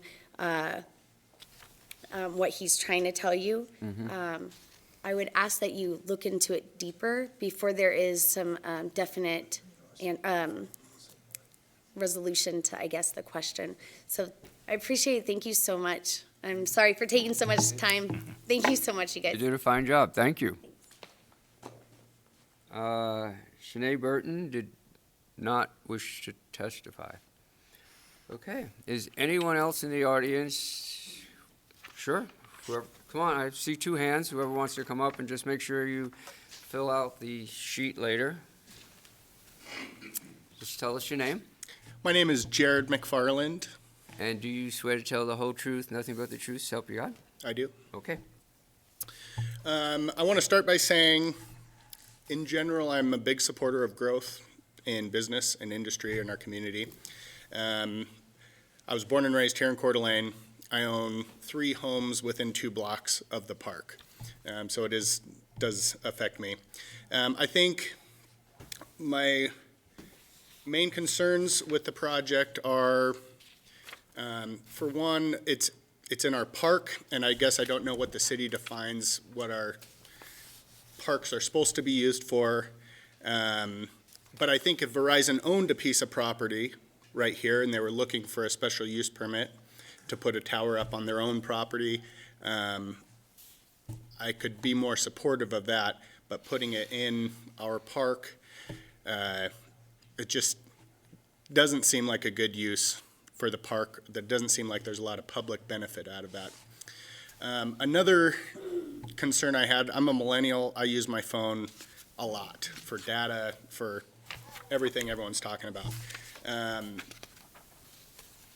I went down to the park today, uploaded, downloaded photos, watched a video for 5 minutes just to see, is there a cell phone or a data problem down there? Sent an email, made a phone call, everything was on the spot. I've used data inside the homes I own in that area, never had an issue. So I guess at this time I don't see the need. The map that they had showed was kind of confusing. I couldn't really tell where or what exactly we were looking at, but personally I haven't had any trouble with data, and I kind of went down there today just to check, and everything seemed to be moving really fast. It seemed like really good service. And then my third point would be, kind of goes back to Bill, what he was saying is the precedent that this sets. Once we allow a business to put a tower in the park, I know you guys do have control, but it does open up some doors, or at least puts some ideas in other people's heads that, we can maybe use these parks for some personal business benefits. And that may be an issue as well. So I guess overall, I'm not in support of this project, and appreciate your time. And Jared, did you also send a letter in? I sent an email in. An email, yeah, okay, we Yep. have that email as well. Okay. I just want to let you know. Good. Okay, Thank you very much. You're welcome.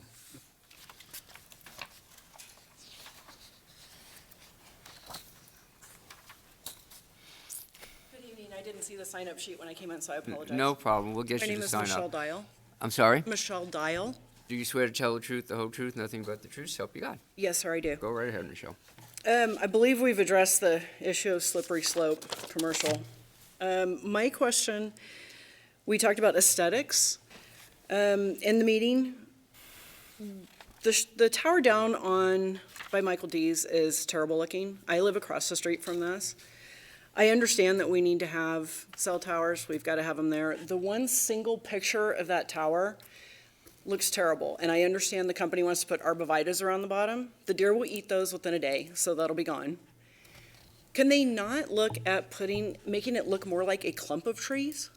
If you look at the pictures around where it shows the surrounding trees, there's not just one single tree sitting up like this. There's several in a group.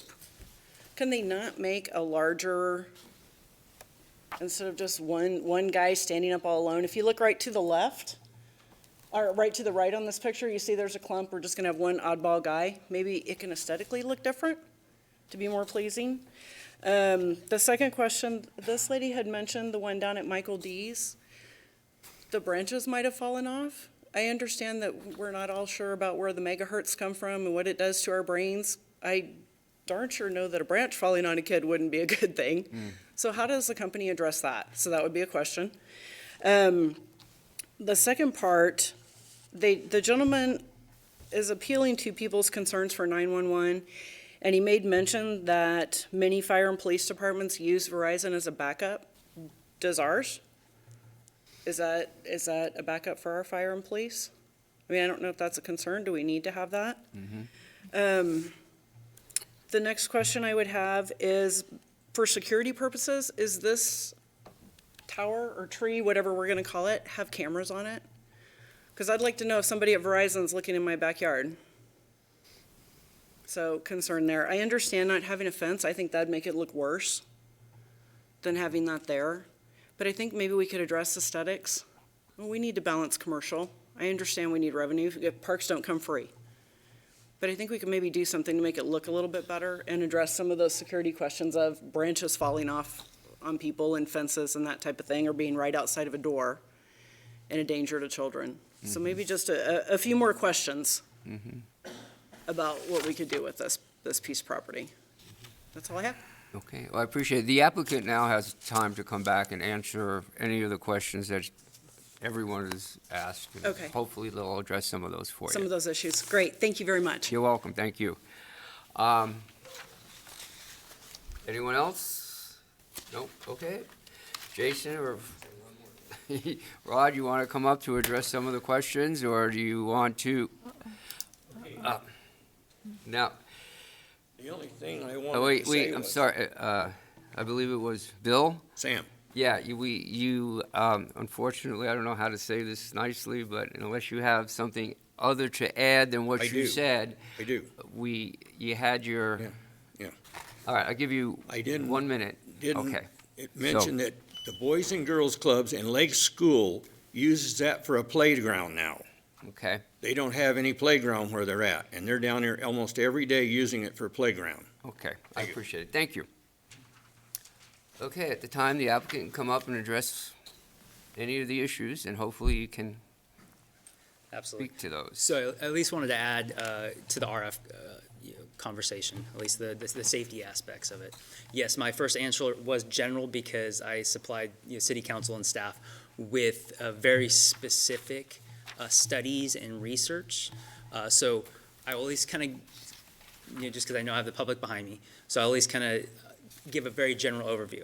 So radio frequencies have been studied for the past 100 years at least.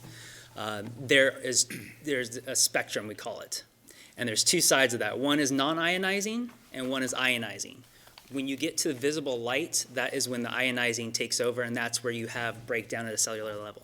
At the frequencies, 3G, 4G, and 5G, they are nowhere near the ionizing levels. Okay, so and the reports and the studies I've provided, and like I said, I'll make sure that the city clerk gets them to the planning commission for you guys to review. Obviously, I just want to make sure you have at least a general over understanding that the frequencies that we're using are not harmful to the public, and then that the reports that we have will show that. Yes, there's a lot of things on the internet that you can look up and you can find for whatever side you're on. So. Thank you. Come on, bro.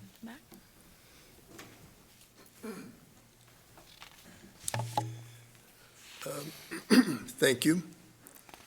Couple things.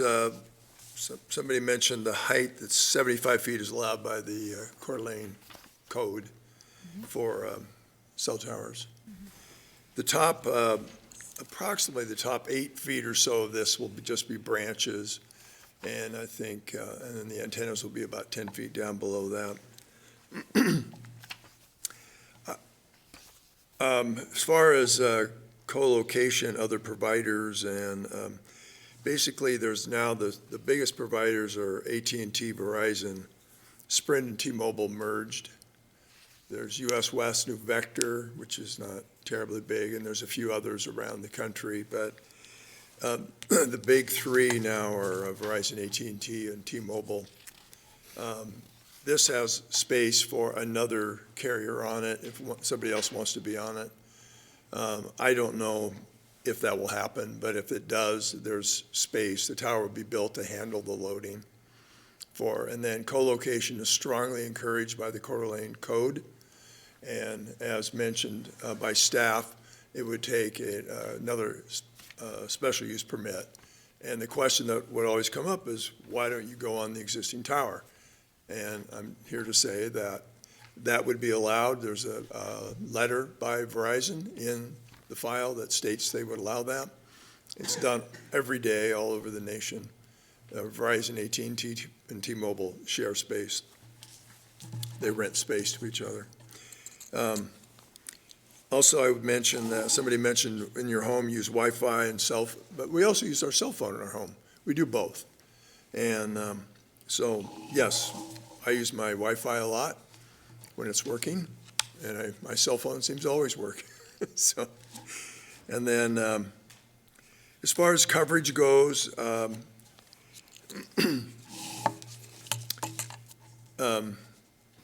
it depends on the time of day and what activities are going on. It has a finite capacity. So you could be there in one day and get great data uploads and downloads and make calls and do everything you want to do. And you could be there when there's a big event at the school or at the play field, maybe junior tackle football, and there's, I think he said, hundreds of kids and parents there. And you may not be able to make one as well. And if there was an event, something happened that triggered a lot of people to be on their phones at the same time, it could be really hard to get on. I liken it to, I don't like to go to Seattle, but when I have to get on the freeway over there, you have to wait for the red light, green light, because there's just not enough capacity. And it's kind of like that in the cell phone world. You can see the freeway, you know that there's capacity or signal, because you can see it on your phone, but you can't get on. And that's what happens when you don't have enough of these facilities to go with the demand. So demand is increasing, population is increasing. The comp code is calling for increasing in density and commerce, and this fits with that rather well, I would say. There'd be no cameras on it. Verizon has no interest in spying on anybody, although I understand her concern with all the drones and everything going around. I mean, I wouldn't like it either, but there's no need, there's no design, they don't do that. Somebody mentioned property values. That's not part of the code, but I will say that I haven't seen a recent study, but studies about 10 years ago said that there's no impact. And I do get calls now from, I live in Spokane, I get calls from developers that say, hey, Rod, I know you're in the business. We've got this new development we're putting in, and we can't get any wireless. Who do I talk to at Verizon to get better wireless there? Because people don't want to live there. They're professionals. They work out of their home. A lot of them are maybe doctors or work in the health profession or something. They have their cell phone. It has to work all the time. So sometimes it boosts values. But, it's not part of the code anyway, but I just wanted to mention that. Any other questions before I do my summary? Yes, I have please. two. What's the diameter of the trunk of the tree? What's the pole trunk size? 5 feet, 4 feet? Yeah, I would say Arms about around that. it? A little bit It has to wider be than that? pretty strong Yeah. because it's going to support a lot of wind loading from all those branches and everything in there. So, and it varies on there's a half a dozen or so manufacturers of those. There's a few that Verizon uses that seem to do the best, and they tend to be about that. It could vary. Okay. It could be 3 feet, could be 4 feet, could be 4.5, I don't know. But they want it to all look good. They want to sell their towers, and they want it to look good and be strong, so. And then I have another question. It's Yes. more for Bill Greenwood. The tackle football contingent does not like the location because it impacts their use and freedom of use of their facility. Did you look at relocating it, as they say, to the northeast corner? But that's a bald spot. I know it's flat ground, it's right up against 15th, there's no other trees around it. But was that ever looked at as a more isolated use? No, it was not. It never occurred to me. Would you because think about it? Well, we could push it to the east. Tackle folks are not happy. Pardon me? But the tackle folks are not happy, and they're high use. I understand that. Yeah. But from my perspective, I was giving him plenty of space. That the footprint of this could be pushed to that triangle piece where it wouldn't impede what they're suggesting it would. Now, there's a lot of discussion about health issues. That's not what I'm here to talk about. Yeah. I'm here to talk about space. And there's plenty of space to push that thing to the east and allow for junior tackle to have all of the access they're suggesting they need on that one-man door. Okay. So, okay? Yeah, thank Bill, I you. got a question. Yes, sir. They have the minutes from the Park and Recs. Say that again? They have the minutes. We have the minutes Yes. from the Park and Recs. Right. And it's a very short synopsis, not synopsis, but the actual conversation that we have.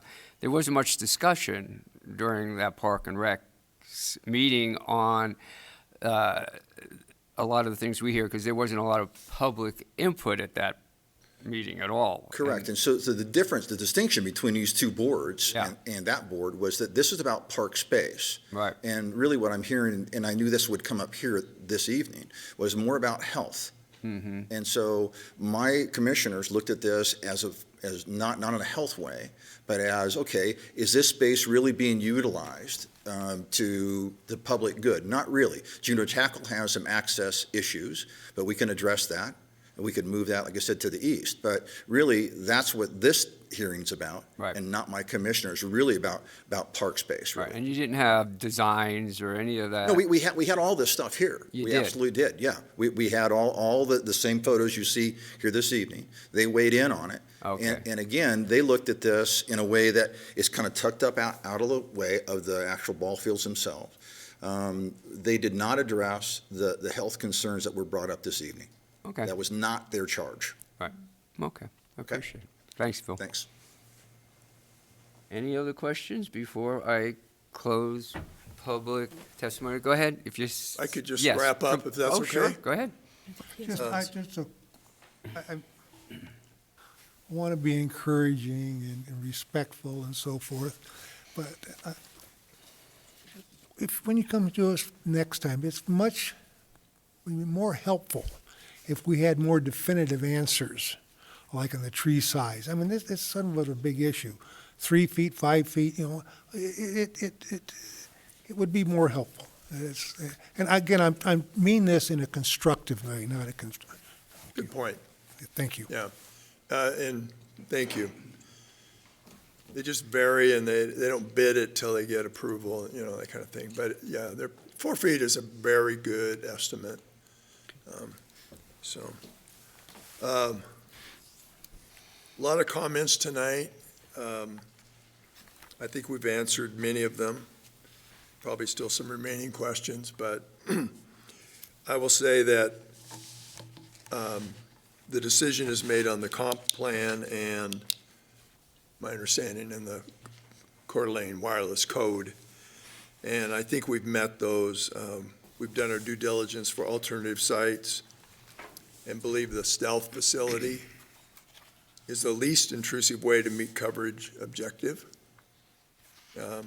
We think the stealth monifer blends well with Person Field. Park and Recs agreed with us. Somebody mentioned there's a lot of wireless in Disneyland you don't see, but they have buildings. They can build them into the buildings. And they would use more small cell technology there because it's a lot of people in a very small space. Also, I believe that we've covered the proposed, that the proposed project fits well with the Coeur d'Alene wireless code. And somebody,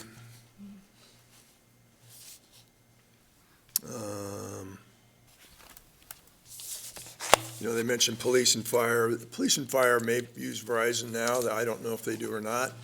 They may use somebody else, but it's always good to have strong first responder coverage for those folks that work so hard.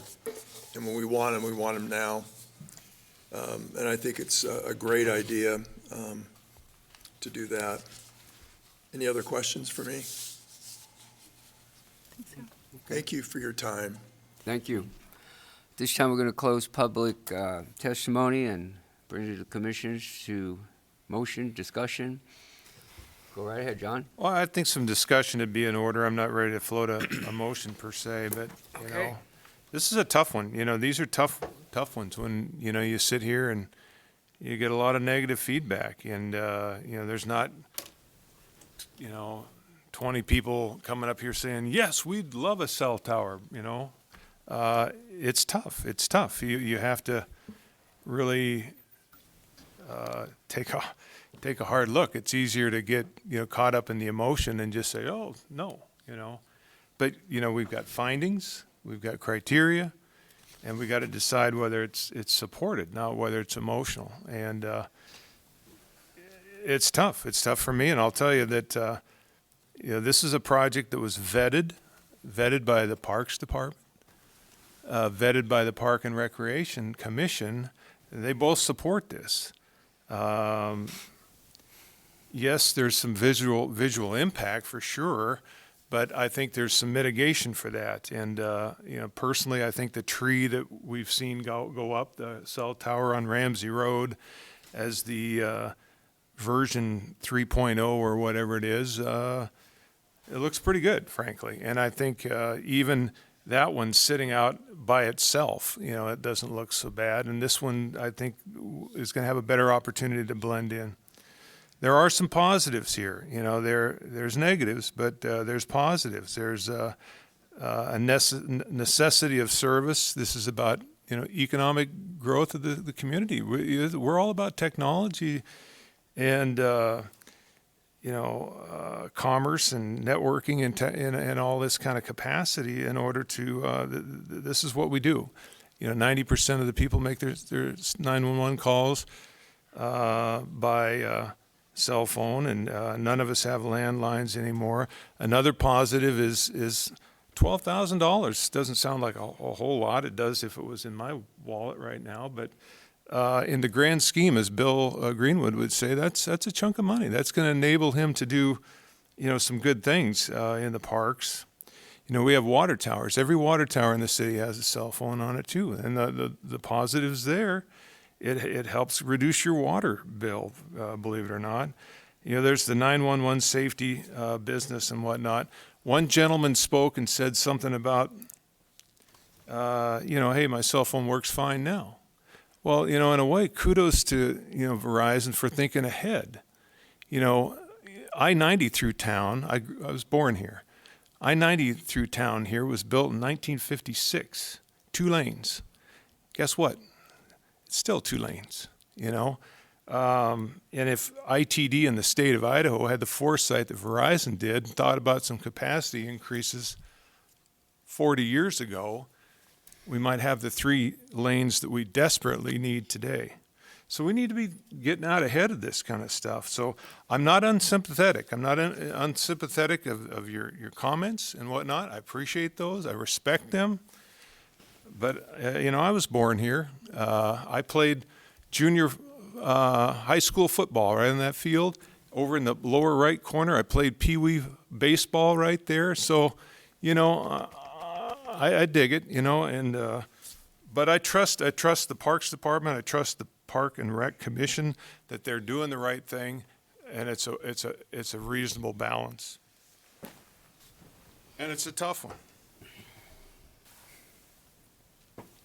Any more comments? I have a quick question, and I was hoping maybe Randy or staff could perhaps help me on this one.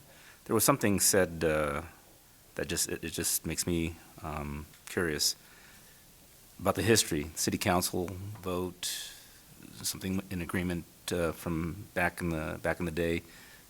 Is there that information available? Do we have it available? Can you answer that right now? If not, I can understand. I believe that Bill Greenwood probably has the most accurate information about that, just related to Person Field. Is that what kind of your questioning? Yes, that if because I want to construction make could take sure place or not? we're dealing with actual information. So if I could, thank you, Bill. So my memory of that was that when we, as I said earlier, bought it twice, the amount was not the number that was suggested. It was still a lot of money. Nonetheless, it had to do with losing the field's use to Boys and Girls Club being placed there. It wasn't about not building a cell tower or building a facility for junior tackle, which we did there, and Daniel talked about that a little bit. So it was really about the loss of those fields that Mr. Ingalls spoke about. So we're not losing the fields. Those are still available. The playground's still there. And Mr. Ingalls is correct. I'd love to get the revenue. Absolutely. We've got a master plan for that park, and we need to replace the restrooms. There's a master plan that shows additional parking. So we've got some head-end parking. We've got a parking lot near that west end. So those monies would help us in that endeavor. Does that answer your question? It does. Thank you very much. Let me rephrase. Go ahead. Sir. When they went through the process of buying it the second time, even the first time, Right. were there any conditions that were placed by the city council? Any comments as how that property would be used? I think that's the question, is how it will be used. And is that, did they make a commitment on the use of it that would preclude a cell tower? Specifically, no. Okay. So, that being said, I am always trying to look for a way to increase our parks. We have a harbor house down here. We have a vendor that pays us to be there. Those monies go into Parks Capital. We have cruise boats on our riparian rights at Independence Point. We have a seaplane. We have some kayaks there. Those revenues go back into Parks Capital Improvement. So it's not unprecedented that on Parks land, we have those sorts of opportunities that we can then take that revenue and just go into the general fund. It goes into Parks Capital.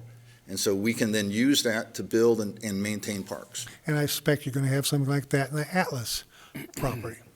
I'm just speculating. But Actually, we don't know yet. But I did in that design, just to answer your question. So in that design, I actually placed 4 stalls for food trucks. So whether it's a regular vendor or whether it's a vendor for an event like a run or something like that, then we have that capacity, absolutely. But to me, those are serving a seasonal thing and serving the people that use our parks and use our waterfront. So it directs itself to a certain group of people that use this. And I'm not so sure about the cell tower, but Well, I can use another example about public space. So here at McEwen Park, we have, I think I've seen you at these on Wednesday nights, live at 5. Well, I'm fully aware of what's Yeah, going on, yeah, Bill, and yeah. I respect it, Right. but I also respect our Park and Rec Commission.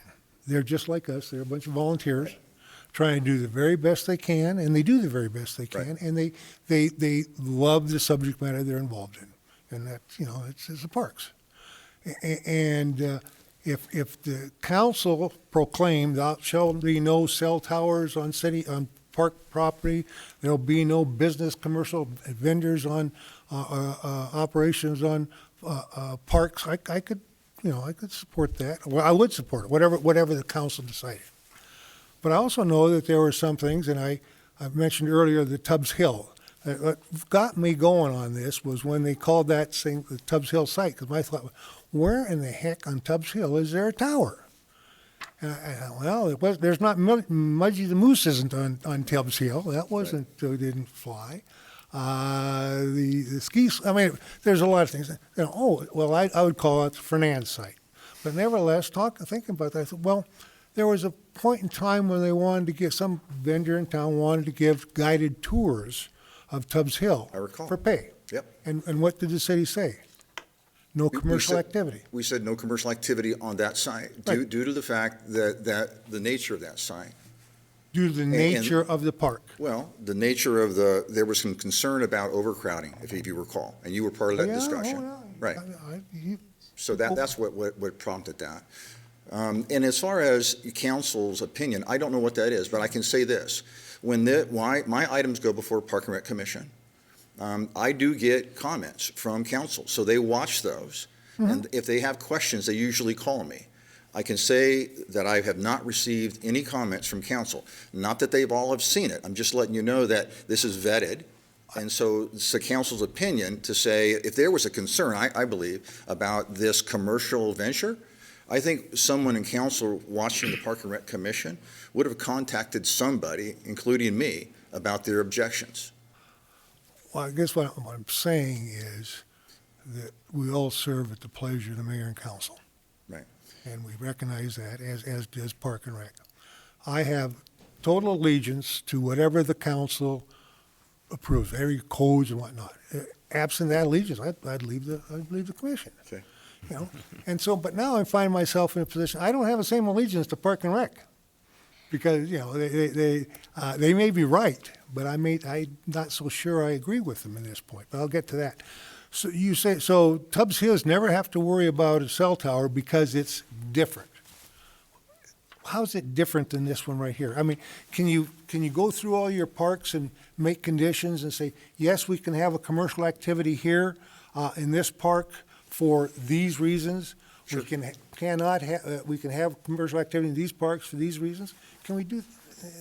So you sit on the Tubbs Hill Foundation, so you know very well the sensitivity to Tubbs Hill. Oh, yes. And so you are taking park that has some really, really tight restrictions on it, okay? And so I spoke to earlier about the restrictions on land and water conservation funds at certain parks, and they are very restricted. This one park is not purchased with land and water conservation funding. And so consequently, to answer your question, it does not have those sorts of restrictions. And that's why I go to the Park and Rec Commission. We ask about this site, this footprint, as to whether or not they believe this is a good use. And they said it was. Whether you trust them or not, that's entirely up to you. It's not a matter of trust. It's a matter of opinion. Okay. What other parks meet the criteria of Pearson? City Park at Independence Point has a vendor out on the beach right now. No, I mean for cell tower, specifically cell tower. You asked me about commercial activity, okay, right? And so there's that. The commercial docks is one. We actually have, they're not commercial docks, but folks pay to be at the mooring docks. You know, so I'm always looking at new opportunities to create some revenue. So we have Tyler Davis, for example, has Live at 5. He pays to be there. So any vendor that comes into his thing, they pay him, he pays us. Taste of the Coeur d'Alene's is another one. It's a great event, right? So you actually have a booth set up there as well. And so we charge a footprint for all those people to be there conducting commercial activity. So we have lots of commercial activity that goes on at many of our parks. Sorry, it's Peter, I'm sorry, I think we're getting a little bit off track Okay. on. Well, no, Mr. Chairman, Let me finish, please. I think we're getting a little bit off track. We're getting into venues that are commercial, city revenues and things like that, that you're getting from Parks and Rec. So I'm trying to, I understand you're trying to get a defined answer how this is different than Tubbs Hill and some other areas. And I believe that's not the direction we should be going in. I believe what we should concentrate on is whether or not this is going to get approved or not. The discussion we're having, I believe if the Parks and Rec Commission had their meeting, it's a different meeting than this one is right now.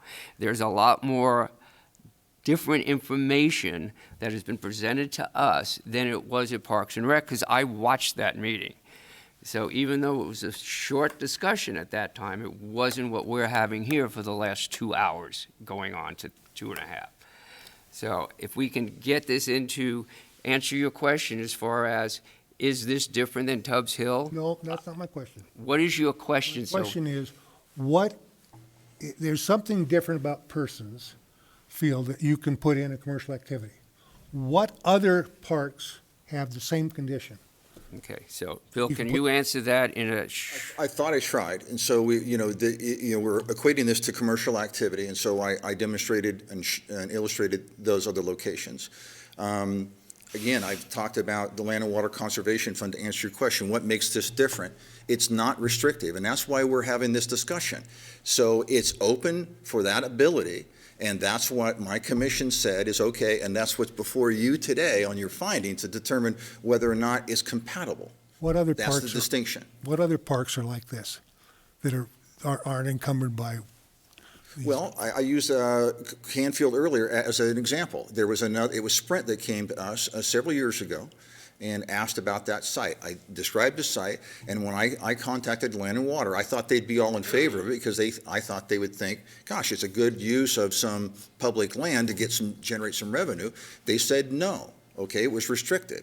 Most of our parks have got that sort of thing where they won't allow that permanent commercial activity. Yet, we do have commercial activity in the way of events and that people pay. Well, I understand that. Okay? That was So my question. I'm trying to answer your question. Apparently, My I'm question not is, doing what very good other at parks? What other parks besides Person? And you said there's some. it. I thought I explained it. I thought I explained the distinction. I said, what other ones are there? Canfield is not one. Well, so what's your question? I'm sorry. All right, Hillary, you have something to weigh in on this? Well, so just to clarify, so the ones that have commercial activities, my understanding is McEwen Park, Right, McEwen. City Park at Independence Point. City Park, Independence Point. Atlas. Atlas will have some. Are there any other, does Cherry Hill Park As have far any? as that Or sort of ability to commercial have one? activity, no. So as far as someone like a vendor, Right. we don't have those at those other locations. Are they except- restricted, or would they be able to have one? Say that again? Are they a restricted park, the Cherry Hill Park, for commercial activities or vendors? Due to land and water, yes. Yeah, and I just, we're talking about commercial activity, and really my, not question is, as best as my knowledge is, I don't believe there's another cell tower on a baseball field or a soccer field or anything, unless I'm not correct. Not in our town, no. Right. So, I mean, there is no other cell tower. no precedent. In whether it's a park or however you want to describe it, there isn't one like this. There's no Regardless if it's commercial, just falls with it, because with this cell tower, you're going to get revenue, basically. So we can go on and on whether or not there is commercial use in other parks. The answer is yes, there is commercial use. A different type of commercial use, different type of revenue, how that commercial revenue is given to the Parks and Rec to use to maintain our parks. McEwen Field, you have food carts, you have events, so that's a different revenue stream than this is. So that's a completely different issue. This is a cell tower in a Park and Rec field, soccer fields, whatever that public uses. I used it when my kids grew up. John used it. We all probably been in I there. used it when in high school. Right. So My the family was sitting at the house issue right across here the is, street. does this cell tower fit our comprehensive plan? Whether or not the revenue from that really doesn't weigh in on this. It's the use that we have in front of us. So for respect for us that we've been here and another hearing that we have, hopefully you two guys can be satisfied with what the discussion has been for the last few minutes here. If we'd like Let me try to wrap that up. Let me try to land this plane. Bill, I asked the question, you came up to answer it. I do appreciate that, because that was what I asked. I wanted to know what the history was, just so I could have an understanding based on what was said earlier during the public hearing process. Okay. So thank you for doing that. You're welcome. Thank you. And thank you, Bill. Okay. That's the- I'm Yeah, going to make Lee, it real go. quick. Yes. Because I'm a point Yeah. person. Today's coverage is not tomorrow's service level. We got to remember that. There will be more people here, and the demand is high. And this is not for you, Bill. Yep. This is for the audience.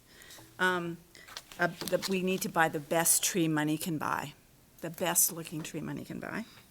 We need to be respectful of the tackle Yep. family and families and generations. We need to pay attention to them. Yep. I can speak to this on a couple levels. I was in Memphis, Tennessee, in the University of Memphis teaching when the 9/11 hit. There was no cell coverage, period. And I had friends who died in those towers. And we had a father who died in the towers. You could not get a phone because every teenager was on chatter, chatter, chatter. So we went ahead in our school, St. Mary's Episcopalian School, and put a tower in the front of the church. Right on the campus. Because we needed to cover that city. Right. That city was shut down, and people were desperate. Right. So I have seen what short coverage can do, and I've lived it. And so I was trying to waylay all my kids and saying, everything's going to be okay. Well, my dad, and there were dads who were dead. Right. So I do need to know that a hole in our donut, which is a lack of coverage, is a serious issue in some events. And so, and whether we shove that one way or another, but we do not have tall buildings around here. I mean, unless the church wants to put it up in the Catholic spire, Right. there's really no tall buildings around here to hide this thing in. And I think as long as we get a really good tree, we need this. We're going to need it in 5 years. In 10 years, we have multiplied this. In 20 years, this has been exponential. So I think we got to stop this discussion and get this thing moving. Okay. So that's me. Yeah. Thank you, Bill. Chairman, you know what Appreciate I it. Thank you. And I have a son with epilepsy, and electricity does not, screw up your head that badly. It really doesn't. So, you got to deal with it. But, Thank you. Thanks, all right. Bill. Appreciate it. Mr. Chair, all the conversation, commercial use aside, I'm not the expert on coverage. I can't follow the map, and but I was interested in the comment that those telephone poles, CD coverage or cell phone coverage doesn't go as far, but you could put more of them. My issue is residential. This is next to what's the alley? 10 feet wide? It's residential, leased on two sides. The other residential one we have is Michael D's. I would argue if that residential is compatible with that, I think it's commercial. I don't know, the other residential is the one on 4th Street by the fabrication, by the Lakesider Tavern. I suspect that's a commercial area. My issue is residential, and for that reason, you know, I oppose this and will vote against it. I believe it is incompatible with neighborhood land use. I appreciate all the comments, and yeah, it's yes, we need it. I understand what Lynn's saying as far as coverage and 911 and fire, and I also hear what the residents say, and it's in a playfield. So I would bring it to a motion at this time, and let's see where it goes. I'll make a motion. Okay. This matter having come before the Planning Commission on March 10th, 2020, and there being present a person requesting approval of item SP1-20, special use permit to allow a wireless communication facility cell tower in the R12 zoning district. The applicant is Verizon Wireless. The location is plus or minus 3.76 acre parcel located at 701 North 15th Street at Person Field. First of all, the first findings, B1 through B7 are boilerplate. It was publicly posted, et cetera. We move on to B8, pursuant to section 17.09.220, special use permit criteria. Special use permit may be approved only if the proposal conforms to all the following criteria to the satisfaction of the Planning Commission. And I would say that B8A, the proposal is in conformance with the comp plan as follows. It has efficiency, there's no effect to the night sky. It improves the economic environment both for home-based businesses as well as functional life safety around the city. Business image and diversity is not really an impact. There is workforce. We have so many people now who call home their office. And then cooperative partnerships. If in fact we keep a good handle on who has what tower where and what is spoken for, that this could be also used to avoid yet another tower to add service to the city. And that we are aware of the neighborhood. I think that the tree is a good approach. I think that being in a play field amidst other trees is as best as you can get in a low-rise residential area, which is sorely lacking in service coverage. And yes, it is good today, but is it good at 5 o'clock at night? Is it good at the peak times? I have a problem at my house. So we've got to be aware of it just can't be good at, 2 o'clock in the afternoon. And then generally, for the city itself, for the parks, it is a benefit of some sort economically, but we don't weigh in on that. B8B, the design and planning of the site is compatible with location, setting, and existing uses on adjacent properties. This is based on a fit through the use of the tree, and they are way better than that thing at Michael D's. That was, as you say, 2.0. It was 1.0, less than. And the proposed development is compatible if it's done right, and it's done in a consideration to the uses of the current field. B8C, the location, design, and size of the proposal are such that the development will be adequately served by existing streets, public facilities, and services, and this has a low once a month or once every 2 months service record. So the actual use in and out of that is very limited. It's more of a benign service level that we don't need to worry about manpower interrupting the neighborhood. So that's it. I think that's it. Do I have to say anything more? There's no other. Mr. Chairman? Pardon me? Commissioner Fleming, so there's those 11 additional conditions on the next page. The You'll have 11 to- conditional. or 12, sorry, on the next 2 pages. Okay, and where are we doing the 11? Oh, yeah. The Article 8 wireless, do I have to read all those? Wireless communication facilities regulations, we'd have to adhere to all the following factors. I'm assuming those were all agreed upon. 75-foot tower, a flat topography, a tree, limited ingress and egress. The applicant demonstrates that there are no other limiting factors not enumerated. And then finally, the Planning Commission pursuant to the aforementioned finds that Verizon Wireless for a special use permit, as described in the application, should be approved. And I think that's it. Okay, thank you. I have a first. We have a second. Second. I have a second from Ingalls. Can we have roll call on that? Speaking of the motion, Mr. Go Chair. ahead. Assuming this motion passes, does this preclude the Parks Director from negotiating with the cell tower people and relocating it to the northeast corner? Would they have to come back for that? No, that would be fine, because this, So, in the he could- past, we used to have special use permits that tied it specifically to the site plan. We don't Could relocate it. anymore, so if, We wouldn't have to go through this process? correct, yep. Okay. All right, Shannon, Thank you. Roll Okay. call. You good? Well, Any more questions? Got the answer. Got my answer. All right. Can we have roll call, please, Shannon? Fleming, Yes. Ingalls, Yes. Lutrip, No. Ward. Yes. Okay. Motion is passed. Thank you. While we're taking a little break, I think Lynn mentioned a very good, had an idea. Let's We might take want a- to talk that at Let's take a a future time. Stretch. 10-minute break, please. And even stretch my legs, find blood in my legs. I have a guest.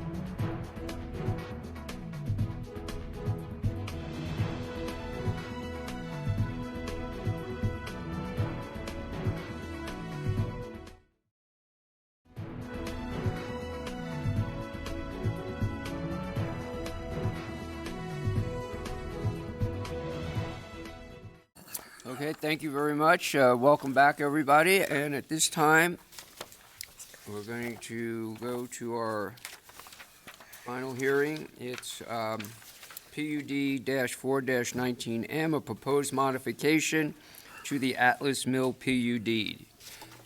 Thank you, Hillary. Okay, well, thank you, commissioners. So the city is the applicant, and then we also have Phil Boyd here with Welch Comer. We also have Tony Burns with Ignite CDA if there are any additional questions. But this is our first amendment for the Atlas Waterfront Project, and as through all of our discussions, the commission wanted to be involved in any changes to the project. And the reason we're here before you with this amendment is because we did the request for proposals for Phase 1 development and realized through that process that we should have added some additional uses in 2 of the areas, and that we should have done a little bit more to address fencing and gating restrictions. So I think everyone knows where the location is on Celtice Way. So hopefully everyone, especially commissioners, know, just west of Riverside and along the river. So there are 2 requests, so the minor amendments, and I'll walk through those. We also have a request to approve an interpretation, and that's really just to allow some of the residential unit counts to switch between areas. It wasn't specifically noted in the PUD before, but we thought it'd be best to have the commission do that just as an interpretation. It's not changing anything. The total unit count can't change. It's just to allow a little bit more flexibility as we go through the development process. So the PUD amendment, in short, it really affects areas 12 and 13. And the first one for area 12, and I'll show you on a map of what that is, but it's to allow more of a mixed use, to allow the residential on the upper floors, and then to still have the beverage or office uses, retail, and, so I should say the food and beverage, retail and office uses on the first floor. There's also a request to increase the height just on the northern portion of that lot, and as you'll see on the map, that would not affect anything for the residential uses. It would just be closest to Celtice Way. For area 13, that was the one pad we thought of as kind of the key restaurant site that's down by the park. And so that's also looking at adding some additional residential uses on top as well as hotel. We talked about hospitality before. We didn't add it to the plan because we thought, well, that might not be the best fit, but now we do think that that would be an appropriate location. And then to address the fencing and the gated road standards throughout, so across the board for the project. So this table is from the letter that's attached. It's in your staff report, and this really just kind of explains in this column here what's currently allowed with the PUD, what's being proposed, and then some of the justification. And so I already kind of mentioned some of that, and then Phil and Tony can add some justification as well. So these are pages that are from our development standards, the approved standards. We're part of the planned unit development project. And we wanted to show in here clearly, using the red font, where the changes would be. So if these changes are approved, the development standards will be updated so that it's a complete document that shows all the allowable uses. But this is at Area 12, so it's at the far west portion of the site. And so this is where we're looking at allowing more of the mixed use in addition to what was anticipated previously. So now all of the uses that are allowed are kind of under this column here and then under the building types as well. And then this addresses increasing the building heights from 35 feet to 45 feet, just in the northern portion, as you see on this slide. And then this is the area 13. And so this is that kind of that pad down adjacent to the park. And it's south of that main road that'll go through the project. And this is allowing the mixed use as well as the hotel. And then the fences, we wanted to add a little bit more clarification because as we were looking at the first round of the development proposals, we realized, what if some of these decided they wanted to completely fence themselves off and use solid fencing or walls or things like that? And so we looked at some of our design standards that we have for infill districts and thought that those would translate really well to the same project. The only thing that is an error that I didn't catch before was we don't want to change the front yard fence from what was in the development standards. So we already restricted it to 3. Our infill standards are 4, so I apologize. We're not changing that. So the front would stay 3, but then we would make it very clear that the other fencing would be maxed at 6 feet. And then we would also want to clarify that you can't have gated roads within the project. So the interpretation request, as I mentioned, is really just to allow kind of that flexibility on how the unit counts go, as long as we don't exceed the total count. Kind of already talked about the rationale and justification, but I think Phil and Tony might want to add to that. But in addition to the review committee that was convened, we actually had Commissioner Mandel sit on that. I sat on the committee. We had Troy on there. We had Councilmember Wood. We had another commission member, or Ignite board member on there. We had Olivia Metz representing that, and then we had Tony and Phil. We were coached by Heartland Development, who's been advising on this whole project, that, we really, in looking at the development requests, we should be looking at additional uses just to make the project more marketable, and the uses that we're proposing to add on are really compatible with the project and don't change any of those. So our 7 findings for the PUD request, and as noted in your staff report, it's largely all the same. So I included most of the information from before. We don't need to go through all of that in great detail because the findings aren't really changing. There's just a few key areas where we had some comments that we needed to address. So the first one is related to the comprehensive plan. So the Commission already determined we really are consistent with that. It fits the scale of the Spokane River District, all the uses, kind of the mixed use types of project connectivity. The goals, the staff report includes all the objectives as well, but it really is consistent with all 4 of the goals in our current comprehensive plan. Shoreline, this is something that we've talked about from the beginning. This is within the shoreline area of the city, and the project, including the changes that we're proposing to the PUD, would not negatively impact that. It would stay consistent.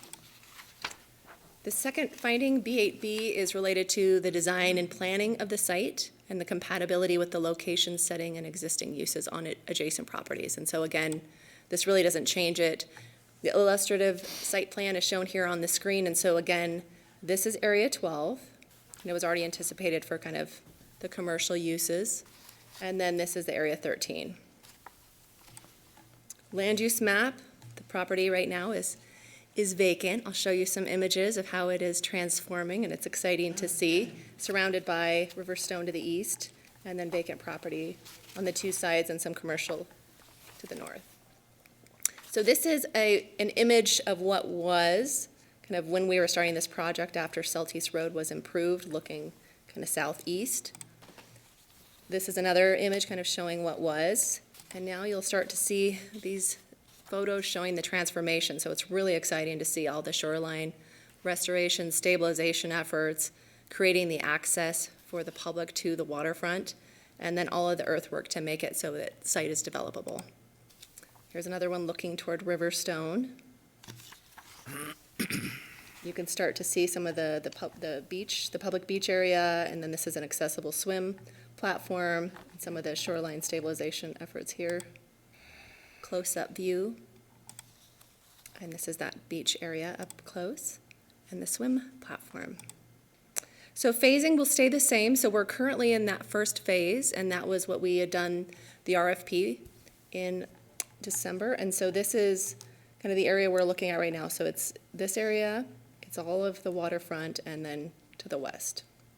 And then we'll be looking at the additional phases as we move through construction of the project.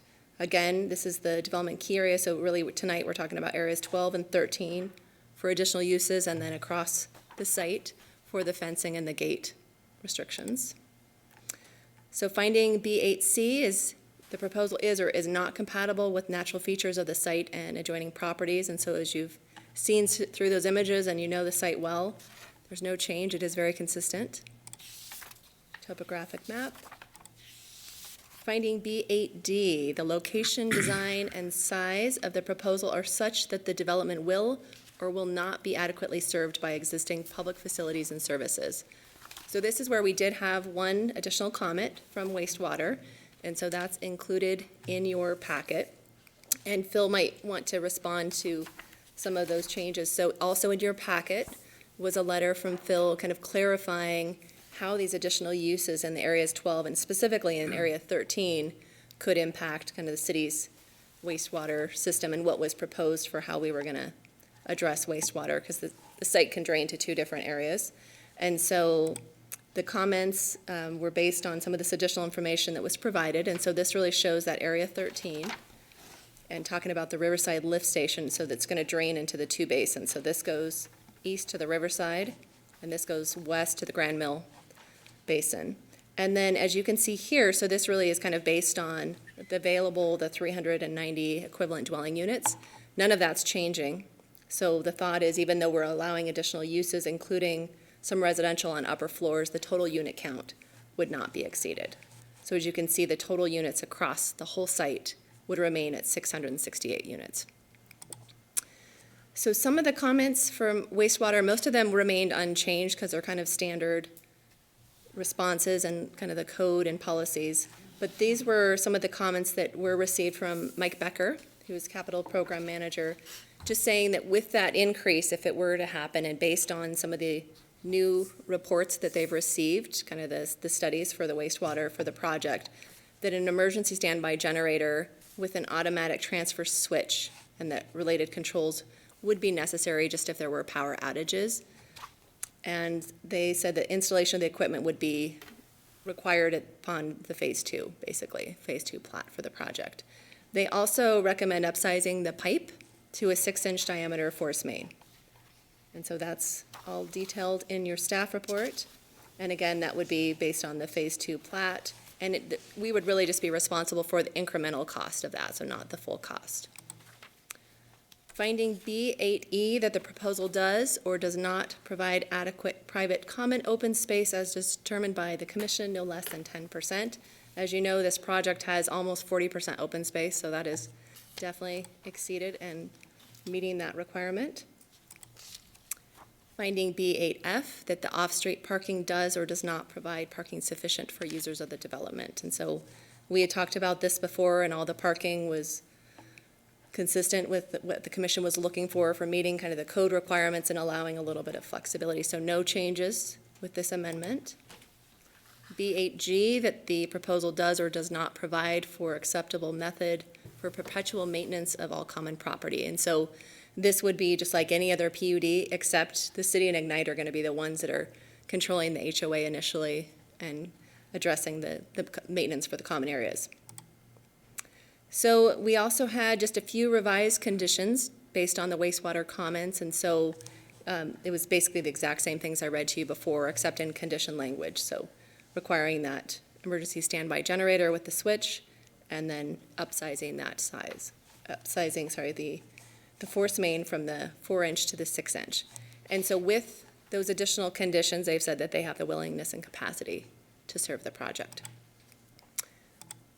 And so before you tonight, your action alternatives are to approve the PUD amendment and then to make the approval of the interpretation related to being able to build the units within the different areas of the project. With that, I stand for questions. Go ahead, John. Good report, Hillary. Appreciate that. Thank you. So, from the get-go, this whole deal is all about, the whole reason this Ignite and city are involved in this is public access, right? Public access, public waterfront. And so no gates, no gated roads. Right. That plays into that, doesn't it? I mean, that's a good thing. And I think toning down the fences is another good thing, that supports the whole notion of, public access. And I'm thinking in my mind, correct me if I'm wrong, but when I looked at that area 12, there's multiple variants of possible solutions. And one of those look like little cookie cutter homes, right? And, maybe we don't guarantee that it becomes mixed use, but the more it becomes mixed use rather than little cookie cutter homes, opens the door for a guy like me to go down there and then maybe pop into a business, on the, like you would in Riverstone or something on the first floor. In other words, if you looked at Riverstone, some of it is sort of mixed use, like Main Street, with the condos above and the businesses below, and that's really cool because it's open to me. I can go down and use all that stuff, even though it's private property, open to the public. But so I'm in favor of more of that mixed use look, where I can actually benefit and go use that rather than little homes that are carved out that really you know, once they're carved off there, I stay out, you know. Am I seeing it right? You are, and so we are still allowing under that option 12, I'll go back to that one. So single family was anticipated in there as well, but the thought would be that that's probably not the use that fits as well as some of the others. So maybe the mixed use allows a little bit more flexibility. You could have a little bit of retail component, maybe a little bit of residential and office, might all work really well on that site. So it still could end up residential. could. I understand that, but this at least opens up the door for another alternative if someone, I mean, you know, 50-50 chance that it turns out the way I would like it to turn out. Exactly. I understand it. Thank you. Hilary, a question. I understand area 12 and 13 to change the use in there. Is fencing and gated road restrict, is that going to be for the whole development? It is. It's across the board for the whole site. Okay. And and I understand, you know, the whole development, no more than 688 units, and flexibility of changing some of the uses and stuff. How does that relate to height setbacks? If one area, you know, area 10, we have our height restrictions, I imagine, I think, Right. with these. It would not Is that going to change that. change if Nope. so the heights aren't going to change, Correct. setbacks aren't change, it's just within that same envelope, the amount of units could change. Correct. Which would be less of the 688 down for the next developer to come in and say, well, I want to do this. And so as, I believe Lynn said at one time during the presentation of this whole thing, the last person to buy the last piece of property is only going to have so many units Right. left. That's what I'm Right. worried about. Yeah, Is what's so- and that's probably a question for Ignite. What's the One of- mechanism to keep this not being all front-end heavy loaded, and then the back-end sites, the less desirables, the steeper, the 9, becomes all little single families because you can't have the density. So that's something Ignite will have to address, I think. How do you monitor it and balance it and make sure that it's not all heavy load up front near the water, and then you get this trickle up the hill of the more costly builds being smaller. Right. Show lower density. So, no, that's something that the committee's already talked about, and I think Ignite's How do well you- aware of that. You know, we do need a balance across the site. What are the uses we want for the whole project to make sure that it ends up that way? Doesn't look lopsided. Right. And the issue of fences, how did that come up that it's here? Was that from the development input? And, you know, and we talked about public streets, but being private streets and gated. Is that something, now that you've had time, I guess, from some of the proposals to say, hey, this is something that It was would a be more attractive? Or is that combination something I of should ask Phil, the or- proposals, but it was also, I think, just hearing the conversations of the commission throughout the process, as well as other development projects that have come forward, and we kind of realized if we're really trying to achieve this, to make it feel like it's public and to have it so there's view corridors, we don't want to have everything walled off, we don't want to have everything gated off, so it was kind of a combination. Okay, all right. And to clarify, so the only area where there would be a change to the height Mhm. is just right here in area 12. And that's one of 3 potential configurations, it looks like. Exactly, so there if are other if configurations. Configuration number 1 doesn't play out, Right. it's moot point at that Right, at unless that they time. wanted to build something else taller, but it's still, it just is really just Acts as that clarifying. 45 at the Mhm. back end, okay. Any other questions of Hillary? Just comments, all due respect, you've heard me talk before on PUDs about private streets and gates and so forth, and this is very encouraging. But it seems to me we're going to have some more changes. This is a very large, fluid project, and the city and Ignite and everybody needs to be congratulated working this through. There's going to be other things that come before us. But this all started, as I recall, many years ago when Kiki Miller got a group of people together and Bad Acts got involved in the Idaho State Lottery. I mean, it's just going. I understand what Lynn is saying about backloading and front-loading, but I would think that maybe a bigger issue may be making sure we get enough revenue out of the project to pay back the different commitments that were made in getting here. But this is, I assume we're going to see some more adjustments coming down, like we should. But it's very exciting just to be able to see it. And the first one, I think these modifications are fairly minor, really. Thank you. You're welcome. And to speak to that point, that is exactly one of the reasons we're asking for the amendments, is because it will help with the land values to be able to pay back the debts. Okay. Okay, thank All you. right. Thanks, Hillary.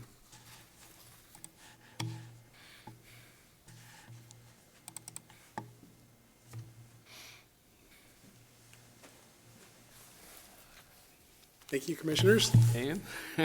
Bill Boyd with Welch Comer Engineers. Do you swear to tell the truth, whole truth, nothing but the truth, so help you God? I do. Go right ahead, Phil. Thank you. Thank you for having me. And I'll try to be brief and supplement what you've already heard from Hillary. So as Hillary, I'll put it in a little different terms. We're asking to add mixed-use land uses for 12 and 13 in response to what was considered a good idea. Commissioner Lutrip referred to it a little bit. The committee that Hillary mentioned, they're all part of the city. And so this is a really balanced, objective look on what's best for the city, as well as achieving the financial outcomes that both Ignite and the city need to achieve. As we're working through the process, we're looking at this, where is there an opportunity to make it better from a lot of perspectives. And we had a good idea that was presented as one of the RFPs, and we're acting on it. So hopefully the next time we put out that RFP, we see it again.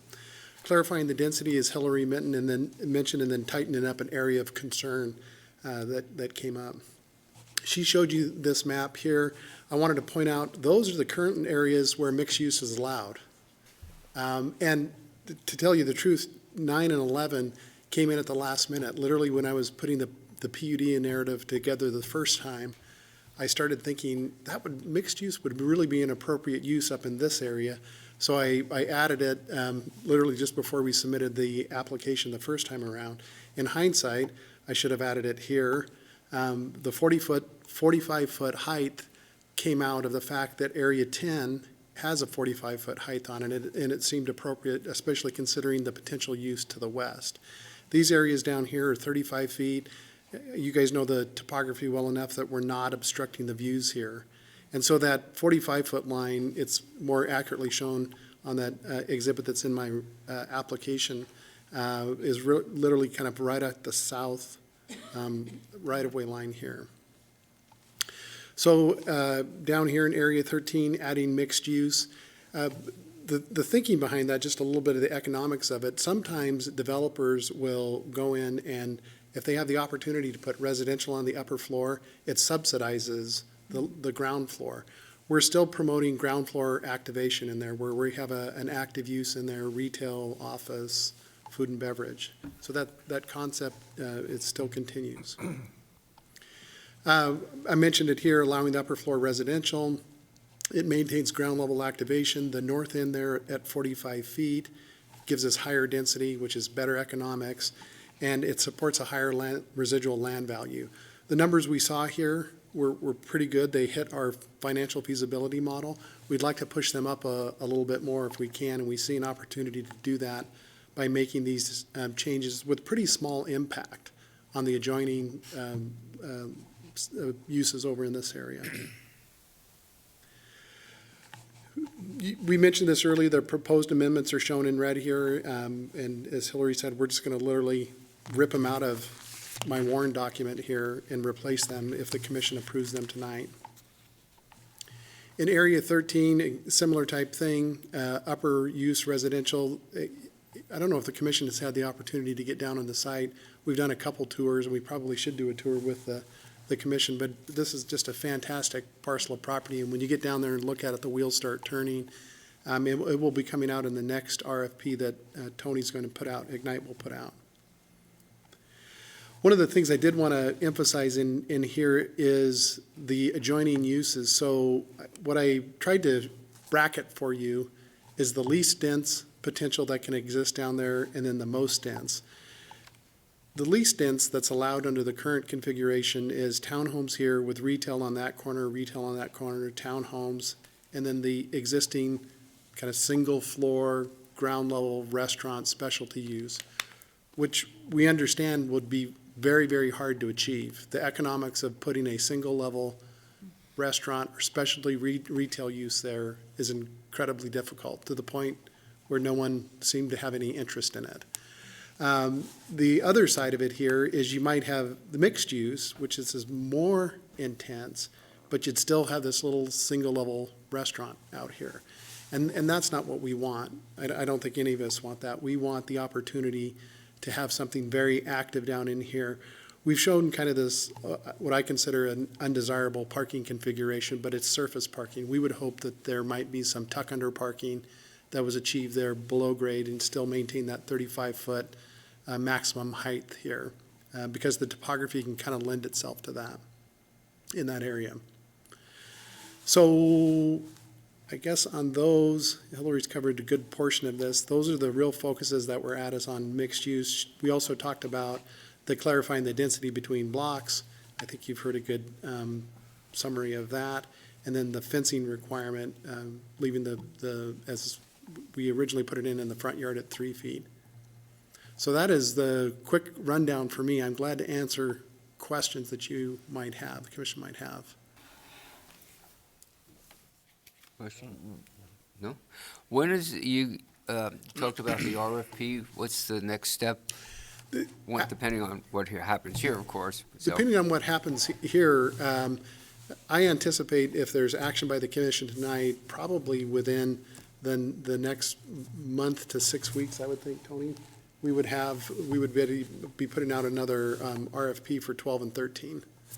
The two we're talking about here, 12 and 13. So we received any RFP, you did an initial RFP, or Tony, if you want to talk about that, I mean, I don't know. Tony, do you swear to tell the truth, the whole truth, nothing but the truth, so help you God, Tony Burns? I do. Okay. So just to back on the area 12 and 13 RFP, the plan is if we get approval tonight, we would move forward with getting board approval to issue that RFP next week. Okay. And then go ahead and go out with it. And we have our consultants working on that right now. Okay. So have we received RFPs? And we have. So we have agreed to the proposal submitted on Area 10, Area 1, Area 2, and Area 8. Oh. And Area 6. And has it fallen into the guidelines of what you're anticipated and everything, financially yeah, and the committee all agreed to it, and we like what we saw, and so we're working with our consultant now to enter into what we call agreements to negotiate exclusively with these development teams. We'll get some deposit monies put down, and we work towards what we call a disposition and development agreement, which actually will dispose of the property to the developers, and then we get hard money down and we start generating land sale revenues. So the RFPs, were they surprise to you guys, or was it like, wow, this is really happening? They were a little more aggressive than we thought. As Phil alluded to, they came in higher than the model estimate, so we were very pleased with that for the land prices. We liked the product mixes and the ideation that came from the development teams, like for Area 12. They thought of something we really didn't, and that's why we're back in front of you tonight to kind of enhance the opportunities on that area. Oh, great. As well as 13, too. No one was real excited about 13 when we went out the first time, so we thought we probably ought to take another look at it and maybe come up with better opportunities or more options, and that's what's before you tonight. The RFPs that you did get, some of the other areas you just weren't interested in, or what? We didn't issue them. Oh, you didn't put those out yet? As Hillary said, we just did phase 1. Okay. But we left the door open for all the areas. Right. And there was interest expressed, but nobody put any money up. Okay. So if they were really interested, we opened the door for a developer to take all 13 units, all 13 areas if they wanted it, but no one came forward with that. So we did find interest in the areas that we were most concerned about and other interest in these other areas, but no one wanted to put any money down. Okay, well, great. So there's a lot of interest out there, a little concern about how it's all going to come together, but as the waterfront project continues to unfold, I think people are going to see what that's going to look like, and I think that's really going to entice other folks to move forward. Yeah, great. And yes, we'd love to go take a tour one day when the weather gets nice. What's that building that's up there that's framing up? What is that that's right? There's the one that's closest to the trail. That's a storage and maintenance building. Bill's going to have a bunch of his equipment in there, so he doesn't have to. Toys nearby. Yes. And then the restroom is the one that's further out. Little more, I might provide the commission some commentary about the RFP process.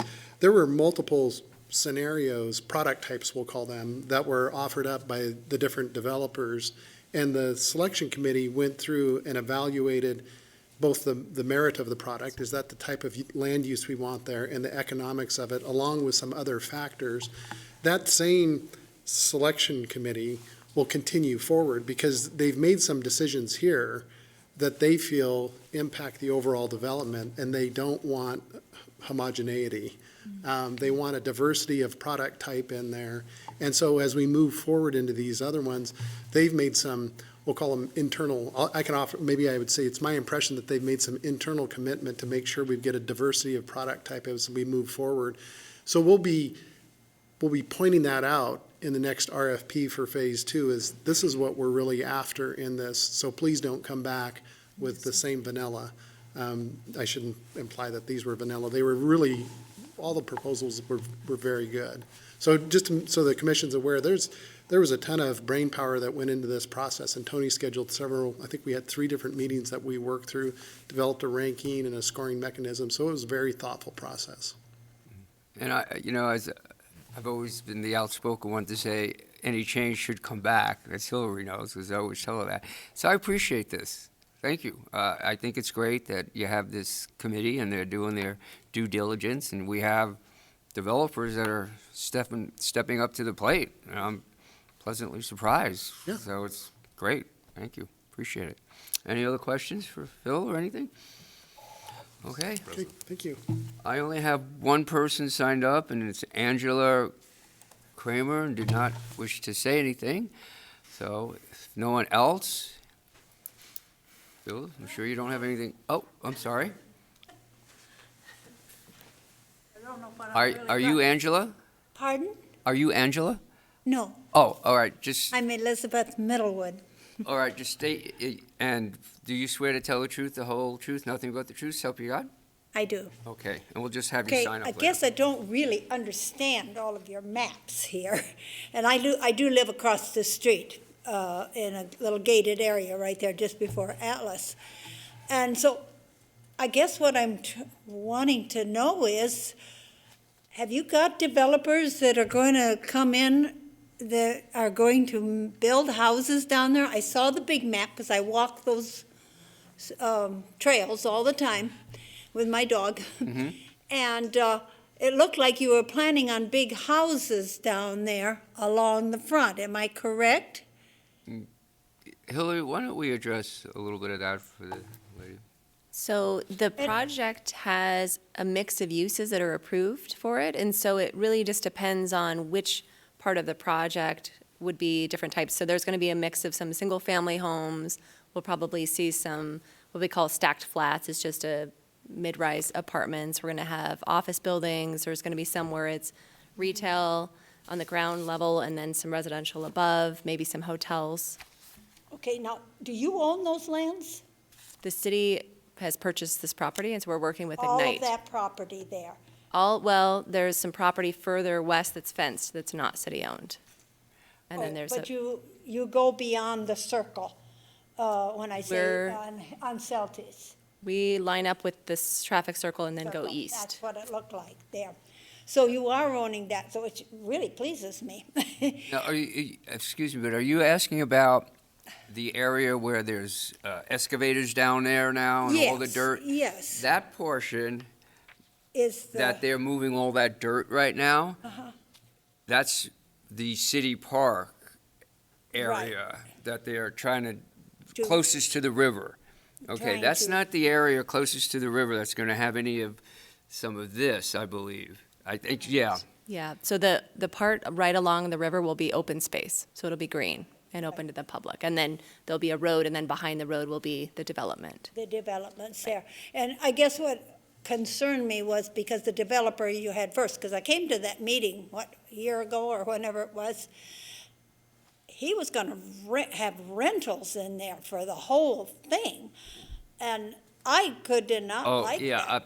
Let me, Hillary, you want to explain? Different land. That's a different parcel. That's west of Well, ours. that is west. Does he still One own that's that over fenced, there? yes, he does. So that's fenced off, so that's a different property.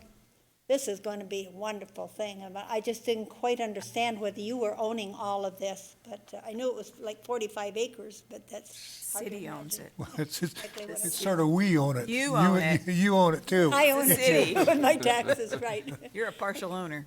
Right. Okay, thank you. That really cleared it Sure. up. Thank you. Thank you. Point. Okay. There's no one else signed up. Phil, you don't have anything else to add, I take it? I'll bring it to the commissioners for a motion and a discussion. And,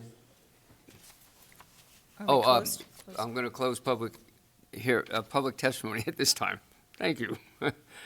And I'll bring it to the commissioners for a motion and discussion, if any. Mr. Chairman, if I may interrupt, it would probably be good to do the interpretation request first for approving that before jumping into making the full findings, just so we don't forget to take action on the interpretation. All right, hold on, let's see here. You're not doing it. So, did you hear what Hillary said? Hillary, can you repeat that? Certainly. I was just saying it'd probably be helpful for the commission to take action on the interpretation first, related to be able to do the units between the areas, because that doesn't have findings. That's kind of a separate action. And then the findings are for the PUD amendment, if that makes sense. So the interpretation can just be simple motion, and then the other requires findings.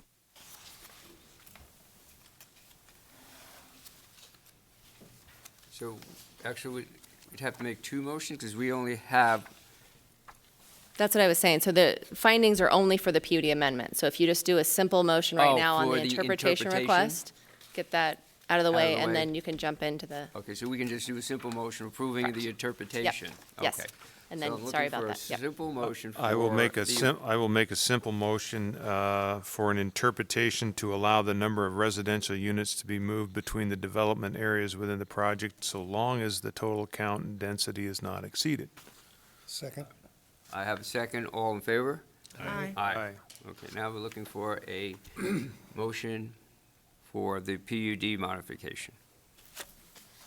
Please. You go. Okay. I already did it.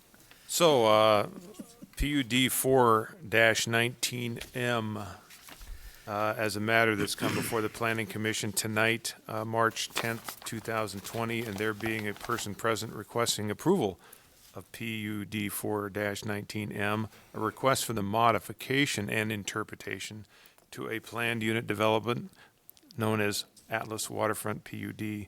Applicant is the city of Coeur d'Alene. Location is a 60.9 acre site located at 2598 East Celtis Way. Subject property is described as that immediately south of Celtis Way and west of Centennial Trail and north of the Spokane River.